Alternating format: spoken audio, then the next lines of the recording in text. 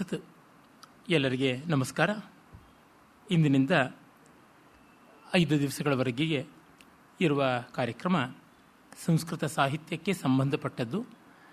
ಅದನ್ನು ಪ್ರಯೋಜನ ಮಾಡಿದವರು ನನಗೆ ಆತ್ಮೀಯರಾದಂಥ ಸ್ನೇಹಿತರು ಶ್ರೀಮತಿ ಗಾಯತ್ರಿ ಇಂದಾವರ, ಅವರ ತಾಯಿ ಸ್ವರ್ಗೀಯ ಶ್ರೀಮತಿ ಇಂದಿರಾ ವೆಂಕಟೇಶ್ ಅವರ ಸಂಸ್ಮರಣೆಗಾಗಿ ಈ ಕಾರ್ಯಕ್ರಮ ಮಾಡ್ತಾ ಇದ್ದಾರೆ. ಇಂದಿರಾ ವೆಂಕಟೇಶ್ ಅವ್ರನ್ನ ನಾನು ಚೆನ್ನಾಗಿ ಬಲ್ಲವನಾಗಿದ್ದೆ.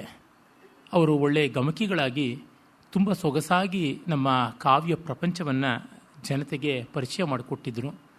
ಅನೇಕ ವಿದ್ಯಾರ್ಥಿಗಳನ್ನು ತಯಾರು ಮಾಡಿದ್ದಲ್ಲದೆ ತಾವು ಗಮಕದ ರೂಪಕಗಳಲ್ಲಿ ಪಾಲ್ಗೊಂಡು ಆಕಾಶವಾಣಿ, ದೂರದರ್ಶನ ಇತ್ಯಾದಿ ಮಾಧ್ಯಮಗಳಲ್ಲಿ ಕೂಡ ಗಮಕವನ್ನು ಅನೇಕ ವರ್ಷಗಳ ಕಾಲ ಪ್ರಚಾರ ಮಾಡಿದ್ದರು. ಅವರ ಸಂಸ್ಮರಣೆಯಲ್ಲಿ ಈ ಕಾರ್ಯಕ್ರಮ ನಡೀತಾ ಇದೆ. ಇದಕ್ಕಾಗಿ ನಾನು ಅವರಿಗೆ ಸಂಸ್ಥೆಯ ಪರವಾಗಿ, ನನ್ನ ಪರವಾಗಿ ಕೃತಜ್ಞತೆ ಸಲ್ಲಿಸ್ತಾ ಇದ್ದೀನಿ. ಆಮೇಲೆ ಕಳೆದ ಕಂತಿನಲ್ಲಿ ಸಂಸ್ಕೃತ ಕವಿಗಳನ್ನು ಕುರಿತು ಮಾತನಾಡುವುದು ಇಲ್ಲಿ ಮುಂದುವರಿಯುತ್ತದೆ ಅಂತ ಪತ್ರಿಕೆಯಲ್ಲಿ ಹಾಕಿತ್ತಾದರೂ ಅದು ಸ್ವಲ್ಪ ಭಿನ್ನವಾಗಿದೆ.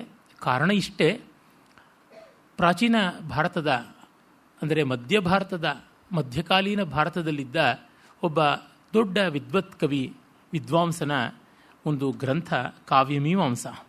ರಾಜಶೇಖರ ಅನ್ನುವ ಆ ಮಹಾಕವಿ ಬರೆದದ್ದು. ಅದು ತುಂಬ ಸುಂದರವಾದ ಕಾವ್ಯಮೀಮಾಂಸಾ ಕೃತಿ. ಆನಂದವರ್ಧನ, ದಂಡಿ, ಭಾಮಹ ಮೊದಲಾದ ಪೂರ್ವ ವಿದ್ವಾಂಸರು, ಆಲಂಕಾರಿಕರು ಹೇಳದೇ ಇರುವ ಎಷ್ಟೋ ವಿಷಯಗಳನ್ನು ಹೇಳಿದ್ದಾನೆ. ಮತ್ತು ಭಾರತೀಯ ಸಂಸ್ಕೃತಿಯ ಆ ಮಧ್ಯಕಾಲೀನ ಯುಗದ ರುಚಿ ಎಂಥದ್ದು, ಆ ಕಾಲದ ಸಾಹಿತ್ಯ ವಿದ್ವತ್ತೆಯ ಕ್ರಮ ಏನು, ಅವುಗಳ ಪರಿಚಯ ಕೂಡ ಆಗುತ್ತದೆ. ಅದೊಂದು ಬಗೆಯಲ್ಲಿ ಮಧ್ಯಕಾಲೀನ ಭಾರತದ ಸಾಂಸ್ಕೃತಿಕ ದಾಖಲೆ ಅಂತಲೂ ಹೇಳಬಹುದು. ಅಂದರೆ ಭಾರತ ತನ್ನ ಸಾರ್ವಭೌಮತ್ವವನ್ನು ಕಳ್ಕೊಳ್ಳೋಕ್ಕೆ ಆ ಹಂತದಲ್ಲಿ ಅಂಚಿಗೆ ಬಂದ ಕಾಲದ್ದು ಅಂತಂದರೆ, ಅದಾದ ಮೇಲೆ ಭಾರತ ಕ್ರಮಕ್ರಮವಾಗಿ ಕಳ್ಕೊಂಡ್ಬಿಡ್ತು. ಶ್ರೀಹರ್ಷವರ್ಧನ ಶೀಲಾದಿತ್ಯ ತನ್ನ ಸಾಮ್ರಾಜ್ಯದ ಪತನದ ಬಳಿಕ ಉತ್ತರ ಭಾರತದಲ್ಲಿ ಕಾನ್ಯಕುಬ್ಜ ಕೇಂದ್ರವಾಗಿಟ್ಟುಕೊಂಡು ಇಡೀ ಉತ್ತರ ಭಾರತ, ದಕ್ಷಿಣ ಭಾರತವನ್ನೆಲ್ಲ ಆಳಬೇಕು ಅಂತ 3 ಪ್ರಮುಖ ರಾಜವಂಶಗಳು ಪ್ರಯತ್ನಪಟ್ಟವು. ಅದರೊಳಗೆ ಗುರ್ಜರ ಪ್ರತಿಹಾರರು ಮತ್ತು ರಾಷ್ಟ್ರಕೂಟರು, ಪಾಲರು, ಇವರು 3 ಪ್ರಮುಖರು ಅನ್ನಬಹುದು. ಪಶ್ಚಿಮೋತ್ತರದಲ್ಲಿ ಗುರ್ಜರ ಪ್ರತಿಹಾರರು, ದಕ್ಷಿಣದಲ್ಲಿ ರಾಷ್ಟ್ರಕೂಟರು, ಆಮೇಲೆ ಪೂರ್ವೋತ್ತರದಲ್ಲಿ ಪಾಲರು. ಹೀಗೆ 3 ಕಡೆಯಿಂದಲೂ ಲಗ್ಗೆ ಹಾಕ್ತಾ ಇದ್ದರು. ಆ ಕಾನ್ಯಕುಬ್ಜದ, ಅಂದರೆ ಇವತ್ತಿನ ಕನೂಜ್ ಅಂತ ಯಾವ ಊರಿದೆ ಕಾನ್ಪುರದ ಹತ್ರ, ಅದನ್ನು ಕೇಂದ್ರವಾಗಿಟ್ಟುಕೊಂಡು ಇಡೀ ಭಾರತವನ್ನು ಆಳಬೇಕು ಅಂತ. ಆದರೆ ಆ ಸಂಘರ್ಷದ ಯುಗದಲ್ಲಿ ಕೂಡ ಸನಾತನ ಧರ್ಮಕ್ಕೆ, ಭಾರತೀಯ ಸಂಸ್ಕೃತಿಗೆ ಯಾವುದೇ ಚ್ಯುತಿ ಬಂದಿರಲಿಲ್ಲ. ಆಮೇಲೆ ಇಸ್ಲಾಮಿನ ದಾಳಿಯಿಂದ ತುಂಬ ಉಗ್ರವಾದ ರೀತಿಯಲ್ಲಿ ಕಷ್ಟ ಬಂತು. ಆ ಕಾಲ ಅಂದರೆ ಇಸ್ಲಾಮಿನ ದೌರ್ಜನ್ಯ ದಾಳಿಗಳ ತೀವ್ರತೆ ಮುಖ್ಯ ಭಾರತ ಭೂಮಿಯನ್ನು ಹೋಗುವ ಮುನ್ನ, ಅಷ್ಟೊತ್ತಿಗಾಗಲೇ ಸಿಂಧ್ನಲ್ಲಿ ಅವರ ಆಕ್ರಮಣ ಆಗಿತ್ತು, ಅದೆಲ್ಲ ಇತ್ತು. ಆದರೆ ತತ್ಪೂರ್ವದಲ್ಲಿ, ತದನಂತರದಲ್ಲಿ ಬಂದಂಥ ಯಾವ ಪ್ರಕ್ಷೋಭ ಇದೆ ಅದು ತಟ್ಟುವ ಮುನ್ನ ಇದ್ದ ಒಂದು ಕಾಲ. ಹೀಗಾಗಿ ಮಧ್ಯಯುಗೀನ ಭಾರತದ ಒಂದು ಉಚ್ಛ್ರಾಯ ರಾಜಶೇಖರ ಕವಿಯಲ್ಲಿ ನಾವು ಕಾಣ್ತೀವಿ. ಅವನ ಕಾವ್ಯಮೀಮಾಂಸೆ ಹೀಗೆ ಸಾಂಸ್ಕೃತಿಕವಾಗಿ ಕೂಡ, ಐತಿಹಾಸಿಕವಾಗಿ ಕೂಡ ಗಮನೀಯವಾದದ್ದು, ಗಣನೀಯವಾದ ಮೌಲ್ಯ ಒಳಗೊಂಡಿದೆ. ಮತ್ತು ಸಾರ್ವತ್ರಿಕವಾಗಿ, ವಿಶ್ವಜನೀನವಾಗಿ ಅದರ ಕೆಲವೊಂದು ಮೌಲ್ಯಗಳು, ಪ್ರತಿಭಾತತ್ವವನ್ನು ಕುರಿತು ಅವನು ಹೇಳಿರೋದು, ಕವಿಸಮಯವನ್ನು ಕುರಿತು ಹೇಳಿರೋದು, ಔಚಿತ್ಯವನ್ನು ಕುರಿತು ಹೇಳಿರತಕ್ಕಂಥದ್ದು, ಮತ್ತು ಕವಿಗಳ ಪ್ರಭೇದಗಳನ್ನು ಹೇಳುವುದು. ಕಾವ್ಯ ಪಾಕ ಅಂತ ಇದೆ. ನಾವೆಲ್ಲ ಸಾಮಾನ್ಯವಾಗಿ ದ್ರಾಕ್ಷಾಪಾಕ, ನಾರಿಕೇಳ ಪಾಕ ಅಂತ ಕೇಳಿರ್ತೀವಿ. ವಾಲ್ಮೀಕಿ ರಾಮಾಯಣ ದ್ರಾಕ್ಷಾಪಾಕವಾದರೆ, ಭಾರವಿಯ ಕಿರಾತಾರ್ಜುನಿಯ ನಾರಿಕೇಳ ಪಾಕ. ತೆಂಗಿನ ಮರವನ್ನು ಹತ್ತಿ ಅದರ ಕಾಯನ್ನು ಬೀಳಿಸಿ ಅದರ ನಾರನ್ನು ತೆಗೆದು ಕರಟವನ್ನು ಒಡೆದು ಒಳಗಿರುವ ತೆಂಗನ್ನು ಮತ್ತು ಅದರ ಎಳನೀರನ್ನು ಆಸ್ವಾದ ಮಾಡುವ ಕಷ್ಟ ಏನಿದೆ ಅಂಥದ್ದು ಭಾರವಿಯ ಪಾಕ. ನಾರಿಕೇಲ ಫಲ ಸಂಹಿತಂ ವಚೋ ಭಾರವೇ ಸಪದಿ ತದ್ವಿಭಜ್ಯತೆ ಸಾರಮತ್ರ ರಸಿಕಾಯ ತೆಪ್ಸಿತಂ ಸ್ವಾದಯಂತು ರಸಗರ್ಭ ನಿರ್ಭರಂ ಅಂತ ಮಲಿನಾಥ ಹೇಳ್ತಾನೆ. ಅದು ನಾರಿಕೇಳ ಪಾಕದ್ದು. ಹೀಗೆ ಅಂಥ ಬೇರೆ ಬೇರೆ ಪಾಕಗಳು ಅಂತಾರೆ. ಹೇಗೆ ಅಂತ ಅಂದರೆ, ನಾಲಿಗೆಯ ಷಡ್ರುಚಿಗಳಿಗೂ ಕಾವ್ಯದ ನವರಸಗಳಿಗೂ ಈ ಷಡ್ರಸ ಆ ನವರಸಗಳಿಗೆ ಇರುವ ಸಂವಾದವನ್ನು ತೋರ್ಪಡಿಸುವ ಕ್ರಮ, ಹೀಗೆ ಎಷ್ಟನ್ನೋ ಹೇಳ್ತಾನೆ. ಮತ್ತು ಹರಣ, ಪೂರ್ವದ ಕವಿಗಳನ್ನು ಎಷ್ಟು ಮಟ್ಟಿಗೆ ತೆಗೆದುಕೊಳ್ಳೋದು, ಎಷ್ಟು ಮಟ್ಟಿಗೆ ತೆಗೆದುಕೊಂಡ್ರೆ ಅದು ಪ್ಲೇಜಿಯಾರಿಸಮ್ ಆಗುತ್ತೆ, ಈ ರೀತಿಯಾದದ್ದು. ಇದನ್ನು ಕುರಿತು ಅವನ ಸಮಕಾಲೀನಾದಂಥ ಕ್ಷೇಮೇಂದ್ರ ಒಂದಿಷ್ಟು ಚರ್ಚೆ ಮಾಡಿದ್ದ, ಪೂರ್ವವರ್ತಿಯಾಗಿದ್ದ ಆನಂದವರ್ಧನ ಒಂದಷ್ಟು ಚರ್ಚೆ ಮಾಡಿದ್ದ, ಆದರೆ ಅದನ್ನು ಮತ್ತಷ್ಟು ವಿಸ್ತರಿಸಿದವನು ಇವನು. ಹೀಗೆ ಎಷ್ಟೆಷ್ಟೋ ವಿವರಗಳಿಂದ ಇದು ಮುಖ್ಯವಾದ ಕೃತಿ ಮತ್ತು ಸಂಸ್ಕೃತದ ಸುಂದರವಾದ ಗದ್ಯಕ್ಕೆ ಇದು ಅತ್ಯುತ್ತಮವಾದ ಮಾದರಿಗಳಲ್ಲೊಂದು. ಇಡೀ ಅಲಂಕಾರ ಶಾಸ್ತ್ರದಲ್ಲಿ ಇದರಷ್ಟು ಸರಸವಾದ, ಸುಬೋಧವಾದ, ಸುಖವಾದ ಗದ್ಯ ಮತ್ತೊಂದಿಲ್ಲ. ಇಂಥದ್ದೆಲ್ಲ ಇರುವುದರಿಂದ ಈತನ ಕೃತಿಯ ಪರಿಚಯವನ್ನು ಮಾಡಿಕೊಡಬೇಕು ಅಂತ ಅಂದುಕೊಂಡದ್ದಾಯಿತು. ಈಗ ರಾಜಶೇಖರ ಮಹಾಕವಿಯ ಕೆಲವೊಂದು ವಿವರಗಳನ್ನು ನಾವು ನೋಡೋಣ. ಇದನ್ನು 1926ನೇ ಇಸ್ವಿನಲ್ಲಿ ಅಂತ ಅನಿಸುತ್ತೆ, 1926ರ 16ನೇ ಇಸ್ವಿಯಲ್ಲಿ ಮೊದಲ ಬಾರಿಗೆ ಮುದ್ರಣದ ರೂಪದಲ್ಲಿ ದಲಾಲ್ ಮತ್ತು R A Shastri, professor C D Dalal ಮತ್ತು ವಿದ್ವಾನ್ ಆರ್ ಎ ಶಾಸ್ತ್ರಿ ಅನ್ನೋರಿಬ್ಬರು ಸೇರಿ ಇದರ ಆವೃತ್ತಿಯನ್ನು ತಂದರು. ಗಾಯಕ್ವಾಡ್ ಓರಿಯೆಂಟಲ್ ರಿಸರ್ಚ್ ಇನ್ಸ್ಟಿಟ್ಯೂಟಿಂದ ತುಂಬ ಸೊಗಸಾದ ಮುದ್ರಣ. ಆಮೇಲೆ 24 ಮತ್ತು 34ನೇ ಇಸ್ವಿಗಳಲ್ಲಿ ಅದು ಪುನರ್ಮುದ್ರಣವಾಯಿತು. ಈಗಲೂ ಬೇಕಾದಂತೆ ಅದು ಸಿಗ್ತಾ ಇದೆ.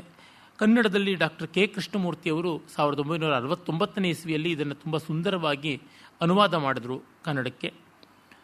ಆಮೇಲೆ ಬೇರೆ ಭಾರತೀಯ ಭಾಷೆಗಳಲ್ಲಿ, ಹಿಂದಿ ಮೊದಲಾದ ಭಾಷೆಗಳಲ್ಲಿ, ತೆಲುಗಿನಲ್ಲಿ ಎಲ್ಲ ಇದರ ಅನುವಾದ ಇದೆ, ಇಂಗ್ಲೀಷ್ನಲ್ಲಿ ಕೂಡ ಇದೆ.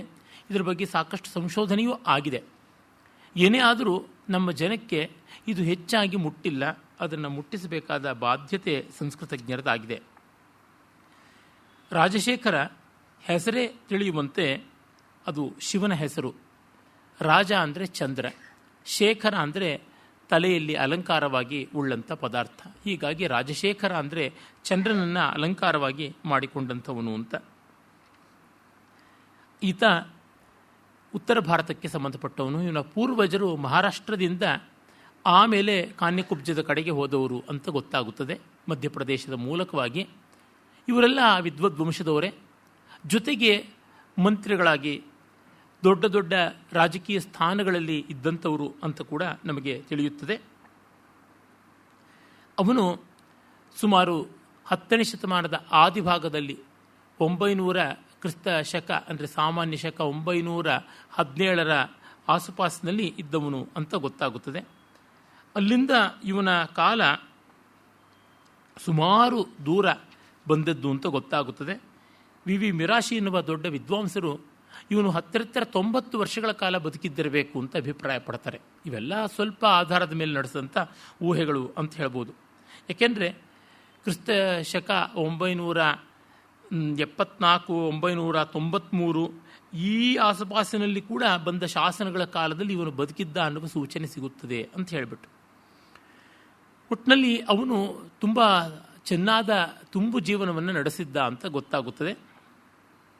ಇವನ ಆಶ್ರಯದಾತ ಮಹಿಪಾಲ ಅಥವಾ ಕ್ಷಿತಿಪಾಲ ಇಲ್ವೇ ಹೇರಂಬಪಾಲ ಅಂತಕ್ಕಂಥವನು ಕಾನ್ಯಕುಬ್ಜವನ್ನು ರಾಜಧಾನಿಯಾಗಿ ಮಾಡಿಕೊಂಡಿದ್ದವರು ಅಂತ ಗೊತ್ತಾಗುತ್ತದೆ. ಅವರ ಆಸ್ಥಾನದಲ್ಲಿದ್ದವನು ವಿದ್ಯಾಗುರುವಾಗಿ, ರಾಜಗುರುವಾಗಿ ಇದ್ದ ಅಂತ ಅದನ್ನು ಅವನು ಬರ್ಕೊಂಡಿದ್ದಾನೆ. ತನ್ನ ಕೃತಿಗಳಲ್ಲಿ ಅಲ್ಲಲ್ಲಿ ಕಾಣಿಸುತ್ತದೆ. ಅವನದಾಗಿ ಇವತ್ತು ಉಳಿದಿರತಕ್ಕಂಥದ್ದು 5. ಅದರೊಳಗೆ ಒಂದು ಅಪೂರ್ಣ, ಬಾಲಭಾರತ ಅಂತಕ್ಕಂಥ ಒಂದು ಮಹಾಭಾರತಕ್ಕೆ ಸಂಬಂಧಿಯಾದ ರೂಪಕ ಇದೆ. ಅದು ಅಪೂರ್ಣವಾಗಿ ನಮಗೆ ಸಿಕ್ಕಿದೆ. ಅದಕ್ಕೆ ಪ್ರಚಂಡ ಪಾಂಡವ ಅಂತ ಕೂಡ ಹೆಸರುಂಟು. ಮತ್ತು ಇನ್ನೊಂದು ಪೂರ್ಣವಾಗಿ ರಾಮಾಯಣವನ್ನು ಆಧರಿಸಿಕೊಂಡು 10 ಅಂಕದಲ್ಲಿ ದೊಡ್ಡ ರೂಪಕವಾಗಿ ಬರೆದಿದ್ದಾನೆ. ಬಹಳ ವಿಸ್ತಾರವಾದಂಥದ್ದು, ಪ್ರೌಢವೂ ಆದಂಥದ್ದು. ಅದನ್ನು ನಾವು ಒಂದು ಬಗೆಯಲ್ಲಿ ಮಹಾನಾಟಕದ ಥರ ಅಂತ ಕೂಡ ಕರೆಯಬಹುದು. ಅದಕ್ಕೆ ಬಾಲರಾಮಾಯಣ ಅಂತ ಹೆಸರು ಕೊಟ್ಟರೂ ಅದು ಪ್ರೌಢ ರಾಮಾಯಣವೇ ಆಗಿದೆ. ಅದನ್ನು ಅವನು ಬರೆದ. ಪ್ರಾಯಶಃ ಅವನ ಆರಂಭದ ಕೃತಿ ಇರಬೇಕು ಅನಿಸುತ್ತೆ. ಮಹಾಭಾರತವನ್ನು ಬರೆದದು 2-3 ಅಂಕಗಳಷ್ಟು ಮಾತ್ರ ಉಪಲಬ್ಧಿ ಇರತಕ್ಕಂಥದ್ದು, ಪ್ರಚಂಡ ಪಾಂಡವ ಅಥವಾ ಬಾಲಭಾರತ. ಆಮೇಲೆ ವಿದ್ಧಶಾಲ ಭಂಜಿಕ ಅಂತ 4 ಅಂಕಗಳ ಒಂದು ಸಂಸ್ಕೃತ ನಾಟಿಕ ಅನ್ನುವುದನ್ನು ಬರೆದಿದ್ದಾನೆ. ಮಾಲವಕಾಗ್ನಿಮಿತ್ರ, ಪ್ರಿಯದರ್ಶಿಕ, ರತ್ನಾವಳಿ ಮೊದಲಾದ ತನ್ನ ಪೂರ್ವ ಮಹಾಕವಿಗಳು ಬರೆದಂಥ ರೀತಿಯದು ಆಗಿರುವ ಕಥೆ, ಇತಿವೃತ್ತ ಮತ್ತು ನಿರೂಪಣ ಕ್ರಮ. ಇನ್ನೊಂದು ಪ್ರಾಕೃತ ಭಾಷೆಯ ಒಂದು ನಾಟಿಕ ಅನ್ನುವ ಪ್ರಕಾರವೇ. ಅದನ್ನು ಪ್ರಾಕೃತದಲ್ಲಿ ಬರೆದರೆ ಸಟ್ಟಕ ಅಥವಾ ಸಾಟಕ ಅಂತ ಕರೀತಾರೆ. ಒಂದು ರೀತಿ ಹೇರಂ ಒಪೇರ ಅಂತ ಟಿ ವಿ ಸೀರಿಯಲ್ಗಳ ರೀತಿಯಲ್ಲಿರುತ್ತೆ. ಅದನ್ನು ಅವನು ತನ್ನ ಹೆಂಡತಿ ಅವಂತಿ ಸುಂದರಿಯ ಸಂತೋಷಕ್ಕಾಗಿ ಬರೆದ ಅಂತ. ರಾಜಶೇಖರ ಬಹುಶಃ ಆ ಕಾಲದಲ್ಲಿ ಉಪಲಬ್ಧ ಇರುವ ಎಲ್ಲ ಶಾಸ್ತ್ರಗಳಲ್ಲಿ, ಎಲ್ಲ ಭಾಷೆಗಳಲ್ಲಿ ಪರಿಣತನಾಗಿದ್ದ. ಅವನೇ ಬರ್ಕೊಳ್ತಾನೆ, ಕವಿರಾಜ ಅನ್ನುವ ಹೆಸರು ಪಡಿಬೇಕಾದರೆ ಮಹಾಕವಿಗಿಂತ ದೊಡ್ಡದು. ಆ ಮಟ್ಟಕ್ಕೆ ಬರಬೇಕು ಅಂದರೆ ಎಲ್ಲ ಭಾಷೆಗಳಲ್ಲಿ ಪ್ರಾವೀಣ್ಯ ಇದ್ದು ಎಲ್ಲ ಭಾಷೆಗಳಲ್ಲಿ ಕಾವ್ಯ ಬರೀಬೇಕು, ತಾನಂಥವನು ಅಂತ ಹೇಳ್ಕೊಳ್ತಾನೆ. ಹೀಗಾಗಿ ಅದನ್ನು, ಆ ಶಕ್ತಿಯನ್ನು, ಸಾಮರ್ಥ್ಯವನ್ನು ಪ್ರದರ್ಶನ ಮಾಡಬೇಕು ಅಂತಲೂ ಅವನು ಹಾಗೆ ಬರೆದ ಅಂತ ಅನ್ನೋದು ಉಂಟು. ಅದು ನಮಗೆ ಇವತ್ತು ಉಪಲಬ್ಧಿ ಇದೆ. ಹೀಗೆ 4 ದೃಶ್ಯ ಕಾವ್ಯಗಳು ಮತ್ತು ಈ ಕಾವ್ಯಮೀಮಾಂಸ, ಇದಿಷ್ಟು ಅವನ ಹೆಸರಿನಲ್ಲಿ ಉಪಲಬ್ಧ. ಈ ಕಾವ್ಯಮೀಮಾಂಸ ಕೌಟಿಲ್ಯನ ಅರ್ಥಶಾಸ್ತ್ರ ತರಹ 18 ಅಧಿಕರಣಗಳಷ್ಟು ವಿಸ್ತಾರ, 18 ಅಧ್ಯಾಯಗಳು ಅಂತ ಹೇಳ್ಬೋದು, ದೊಡ್ಡ ಚಾಪ್ಟರ್ಸ್ ತರಹ. ಆದರೆ ಅದರೊಳಗೆ ನಮಗಿವತ್ತು ಸಿಕ್ಕಿರೋದು ಮೊದಲನೆಯದಾದ ಕವಿರಹಸ್ಯ ಅನ್ನುವ ಅಧಿಕರಣ ಮಾತ್ರ.